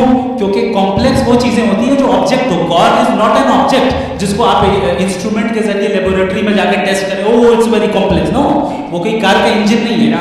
वो फिलोसॉफिकली नेसेसरी बीइंग ऐसी बीइंग है जो सिंपल बीइंग है। हाँ, आप उसको मुकम्मल तौर पे उसकी तमाम हिकमतों को जान ले और हर चीज को जान ले, ये पॉसिबल नहीं है, क्योंकि वो ऑल वाइज है, आप ऑल वाइज नहीं है, और वो खुदा है, वो आपको सारी चीजें बता दे, ये जरूरी है। मेरा सवाल ये नहीं था, मेरा सवाल ये था कि जब गॉड इतना परे है इस दुनिया से कि उसने अर्थ पे फ्री विल भी दी है, हम सब ह्यूमंस की फ्री विल है, और जो सोसाइटी में हो रहा है वो अपन लोग डिसाइड करेंगे, तो अपन लोग डिसाइड नहीं करेंगे ना, अपन लोग डिसाइड नहीं करेंगे। गॉड जो है, गॉड ने वो उसकी जात, उसकी एग्जिस्टेंस टाइम एंड स्पेस से परे है, लेकिन वो हमारा टेस्ट ले रहा है, और उसी गॉड ने हमें बताया कि तुम्हें क्या करना है क्या नहीं करना, तो जाहिर है उस गॉड की बात सुनेंगे ना। वो पीछे एक चश्मा लगाया जो मैम खड़ी है, उनको दीजिए। हाँ आप, जी जी बिल्कुल आइए, बिल्कुल मैं कोशिश कर रहा हूँ सब तरफ जाने की। हाँ उनको दीजिए भाई जी। हेलो सर, मैं ओमनी प्रेजेंट नहीं हूँ, टाइम पाबंद हूँ, और जहाँ तक कोशिश कर सकता हूँ करूँगा। जी आपका नाम बताइए। मेरा नाम उर्सुला है, मैं दिल्ली यूनिवर्सिटी की एक स्टूडेंट हूँ, और मैं स्टूडेंट फेडरेशन ऑफ इंडिया से। मेरा सवाल मुफ्ती जी से है कि इस हॉल के इस कमरे में बैठ के हम लोग रेप की मोरालिटी के बारे में फिलोसफिकली बात तो कर सकते हैं, बट असलियत ये है कि रोजमर्रा की ज़िंदगी में औरतें रेप के थ्रू गुजरती हैं, और हम लोग सिर्फ नंबर्स पे इस तरह नहीं देख सकते, क्योंकि कितनी औरतें हैं इन कंट्रीज़ में जहाँ पे आप बता रहे हैं कि केसेस कम हैं, जिनका एक्सेस है कि वो जाके केस फाइल कर सकें। कितनी औरतें हैं जो जिनको काम करने की आज़ादी है उन कंट्रीज़ में। यूरोप में ये आज़ादी आ गई, यूरोप में ये रूल्स आ गए, तो हम आज उसके बारे में बात कर पा रहे हैं। जी जवाब। आपने ये कहा कि कमरे में बंद होकर हम लोग इस पर फिलोसफिकली बात कर सकते हैं, लेकिन हकीकत में क्या हो रहा है, वो ग्राउंड लेवल पे क्या हो रहा है, जो बहुत गलत हो रहा है, और वो सफ़र कर रही है। आई एग्री, बहुत गलत हो रहा है, और जो गलत हो रहा है उसको हमें रोकना है।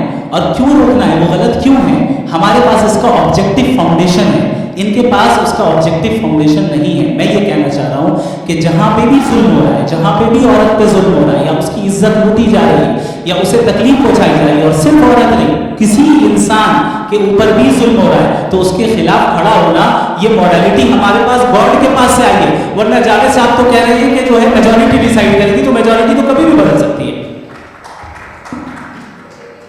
क्या ये थोड़ी सी आपको गलतफहमी है। मैं अगर मेरे जुमले से ये मतलब निकला या मैंने कहा, तो ये जुमला मैं वापस लेता हूँ, ये मेरा मतलब ही नहीं था कि मेजॉरिटी डिसाइड करे।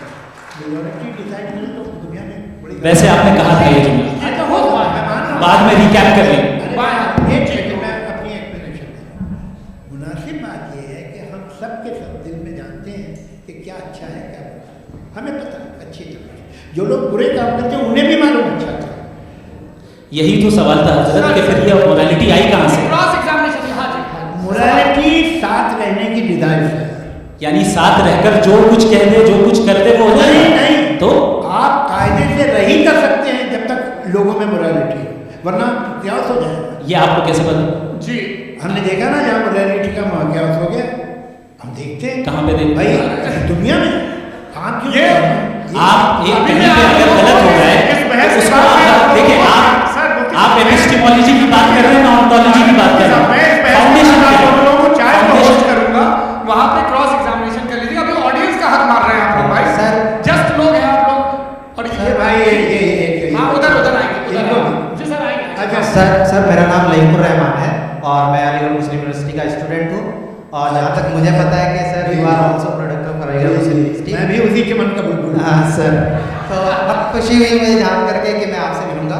सवाल सर मेरा सवाल ये है, सर सैयद अली रहमान का नज़रिया ये था कि खुदा के वजूद को अक़ल के दायरे में रह करके तलाश करना, न कि पूरी तौर से उसका इनकार कर देना।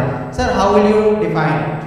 नहीं तो ये तो आप इन्हें बताइए, ये सवाल आपके खुदा का वजूद साबित कर रहे हैं। तो सर आपने इनकार किया रखा है, तो वजह से मेरा क्वेश्चन नहीं यही सर से एक सेकंड, सर सैयद ने यही कहा ना कि अकल से आप खुदा के वजूद को साबित नहीं कर सकते, यही कहा भाई। वो उन्होंने कहा कर सकते हैं, और वो कर दिया गया।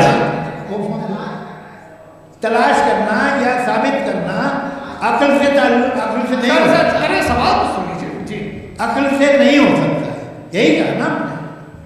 अकल से हो सकता है, अरे वो यही कह रहे हैं भाई, आप बता रहे हो सकता है, वो तो कुछ और। आप अगर सर देखो नौजवान फोन ले लो, ये इतनी कमाल की यूनिवर्सिटी है। अरे भाई दे दो, अरे भाई मेरी बात सुनो, माइक पे बोलो ताकि जो लाखों लोग देख रहे हैं। माइक दे दो ना। अरे देंगे ना माइक, तुम ठहरो तो। हाँ सर, मेरा सवाल ये था कि सर सैयद अलैहि रहमा का एक नजरिया था अपना कि खुदा का जो वजूद है उसको अकल के दायरे में रह करके तलाश करना है, न कि पूरे तौर से इनकार कर देना। ये उनका कॉन्सेप्ट था। लेकिन मेरा सवाल ये है कि आप इसको कैसे डिफाइन करते हैं, एक्सप्लेन कैसे करेंगे? मैं आपसे जानना चाह रहा हूँ, क्योंकि you are the product of Aligarh Muslim University. मुझे अकल के दायरे में रखे मैंने बहुत तलाश की, मुझे मिला नहीं। हाँ ये इधर वो चश्मा लगाए। हाँ उनको देखो। जी फटाफट पूछिए, बस 5 मिनट है, 5 मिनट में खत्म हो रहा है। हाँ मुफ्ती साहब, एंड मेरा सवाल जावेद अख्तर साहब से। क्या नाम है आपका? फैज। पूछिए फैज साहब। तो मेरा सवाल ये है कि अभी जो एथियस्ट है वो problem of evil argument use कर रहे हैं अगेंस्ट मुस्लिम्स, राइट? इस दुनिया में इतना सारा ईविल है और अगेंस्ट मुस्लिम तो यहाँ अगेंस्ट थियस्ट। हाँ थोड़ा सा करेक्ट कर लीजिए भाई, पूरी मशक्कत ही इसी बात की थी, इसी एक मजहब पे बात ना टिके। जी, तो बेसिकली ये आर्गुमेंट ऐसा है कि इस दुनिया में इतना ज़्यादा ईवल एग्जिस्ट करता है और अगर एक ऑल गुड गॉड है तो वो रोकता क्यों नहीं? लेकिन इस सवाल में एक हिडन असम्पशन ये है कि इस दुनिया में ईवल एग्जिस्ट करता है। अब एथियस्ट ये कैसे ऑन्टोलॉजिकली प्रूव कर सकते हैं कि इस दुनिया में ईवल एग्जिस्ट करता है? मैं आपको बताता हूँ, थोड़ा सा नहीं sir, I want to explain ontology. हम समझ गए सर, इनको अब जवाब देंगे। अच्छा सवाल पूछ लो। मैं अभी तक क्या था वो मैं थोड़ा सा ऐड ऑन कर लेता हूँ। तुम गुरु, हम जब इसका राउंड 13 करेंगे ना तब तुमको स्टेज पे बैठाएंगे। जी तो मैं हाँ जल्दी से तो देखिए एथियज्म के हिसाब से सब कुछ रैंडमली बन गया है, सब कुछ एटम्स और मॉलिक्यूल्स हैं। एक पत्थर में और मुझ में सिर्फ इतना फर्क है कि हम लोग एटम्स और मॉलिक्यूल्स का अलग अलग रीअरेंजमेंट है। अब एक पत्थर को कोई इंसान तलवार से 2 टुकड़ों में काट दे या मुझे, according to atheism it is same, there is no evil and good according to atheism. जी अच्छा, फैज साहब का सवाल ये है कि हाँ कोशिश भी करते हैं तो इससे अलग सवाल नहीं कर पाते। एक लाइफ फॉर्म है और लाइफ फॉर्म में फीलिंग है, मतलब लाइफ फॉर्म सुनता है, देखता है, टेस्ट कर सकता है, फील कर सकता है, तो उसकी जो ये जो क्वालिटी इस बबल में आ गई है वो जानवर में भी है, इंसान में भी है।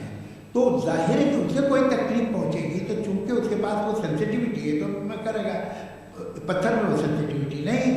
तो ये क्या सवाल हुआ कि अगर पत्थर को काटा तो पत्थर को तकलीफ नहीं होती, तो आपको काटे तो आपको क्यों तकलीफ होगी? बैठ जाइए।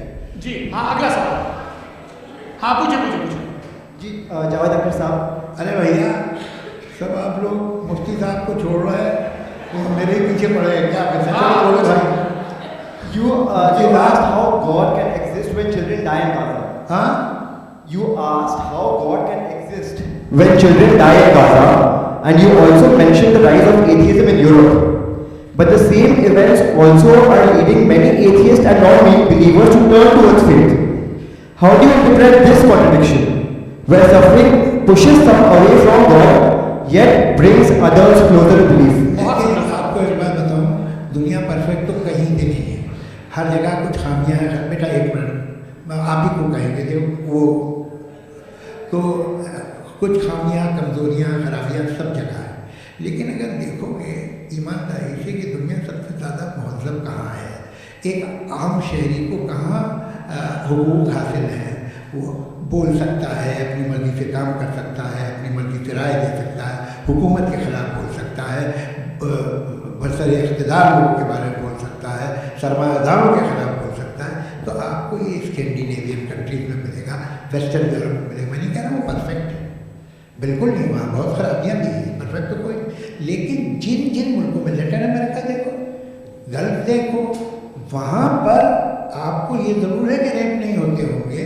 रेप की ज़रूरत क्या है? भाई उसको तो ख़रीद लो, घर में रखो, सड़क पर रेप करने की क्या ज़रूरत है? मगर सुनिए, मगर हकीकत ये है कि वहाँ शख्सी आज़ादी राय देने की, बोलने की नहीं। जी ये एक आखिरी सवाल मुफ्ती साहब से। हाँ मैं इनको माइक दीजिए। शुक्रिया। मेरा नाम मनीषा है, मैं हरियाणा से आई हूँ। मैं मुफ्ती साहब से एक बात पूछना चाहती हूँ। आप बार बार जावेद साहब को कॉन्ट्राडिक्ट तो कर रहे हैं कि आपने ये कहा, लेकिन आप भी assumptions के बेसिस पे बात कर रहे हैं। आपने खुदा के होने का कौन सा प्रूफ पेश किया है खुदा की एग्जिस्टेंस का? अब इस सवाल को अलग रहने दीजिए, कौन एथीस्ट है कौन नहीं है। और दूसरी बात जो आपने एक छोटी सी कही थी कि ये फ्री विल का इस्तेमाल करता है इंसान अपनी, लेकिन उस फ्री विल का इस्तेमाल में मतलब खुदा ने ये दे दी सबको ये इजाज़त कि वो कितना घिनौनापन और कितने ज़्यादा खराब से खराब तरीके इस्तेमाल कर सकता है। जवाब जी, आप फ्री विल को मानती हैं ना? ये अब कहती है कि फ्री विल नहीं है ना? मानती है ना? तो अब आपके पास इसका कोई एक्सप्लेनेशन नहीं है कि अगर एक इंसान उस फ्री विल का इस्तेमाल करके गलत काम कर रहा है और बच के अच्छी ज़िंदगी गुजार के निकल जा रहा है, उसका कोई रिकम्पेंस नहीं है। हमारे वर्ल्ड व्यू में जो इंसान गलत काम कर रहा है उसको भी रिकम्पेंस यानी उसका बुरा बदला मिलना है, और जो सही काम कर रहा है उसको सही बदला मिलना है। लिहाजा जो फ्री विल है वो इस तरीके से है कि एक लिमिटेड टाइम तक खुदा ने मोहलत दी है। ऐसे नहीं कि छूट दे दी, जो करना है करते रहो हमेशा। वक्त आएगा जब एग्जाम का टाइम खत्म होगा तब रिजल्ट आएगा। दौरान एग्जाम जबरदस्ती आपको नहीं बताया जी।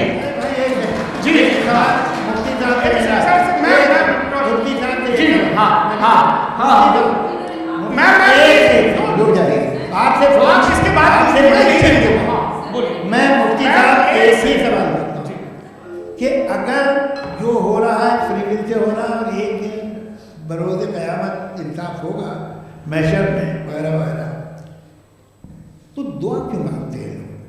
दुआ मांगते हैं इसके मतलब है अजीब ही उसने ये डिपार्टमेंट रखा है कि मैं रोज़मर्रा की जिंदगी में बिल्कुल बिल्कुल ही कैन, तो तुम कैन हो, तुम मुझे नौकरी दिला देते हो, मेरे बेटे को ग्रीन कार्ड दिला देते हो और 45,000 बच्चे मरते उन्हें रोकते नहीं हो। नहीं तो क्या आप ये कह रहे हैं कि इस दुनिया में जालिमों को कभी पकड़ी नहीं होती है? अरे जो भी पकड़ होगी वो बच्चे रोते हैं। बिल्कुल, देखिए मैंने अपने ओपनिंग स्टेटमेंट में यही कहा था कि जनाब जावेद साहब सिर्फ emotional argument, this is an emotional argument. ये छोटे इसके पीछे का रीजन मैंने बताया क्या है? इसके पीछे का रीजन क्या है मैंने बताया। मंच से आप लोगों को सज्जनों इसलिए कह रहा हूं ताकि थोड़ा सा आपके कॉन्शियस में जोर रहे कि आपको ऑर्डर बचा के रखना है। वक्त तय हुआ था, ये वक्त पूरा हुआ, आपने इतने धैर्यपूर्वक सुना, मैं आप सबका बहुत बहुत शुक्रगुजार हूं। यदि इन दोनों विद्वानों की इच्छा होगी तो कभी हम इस बात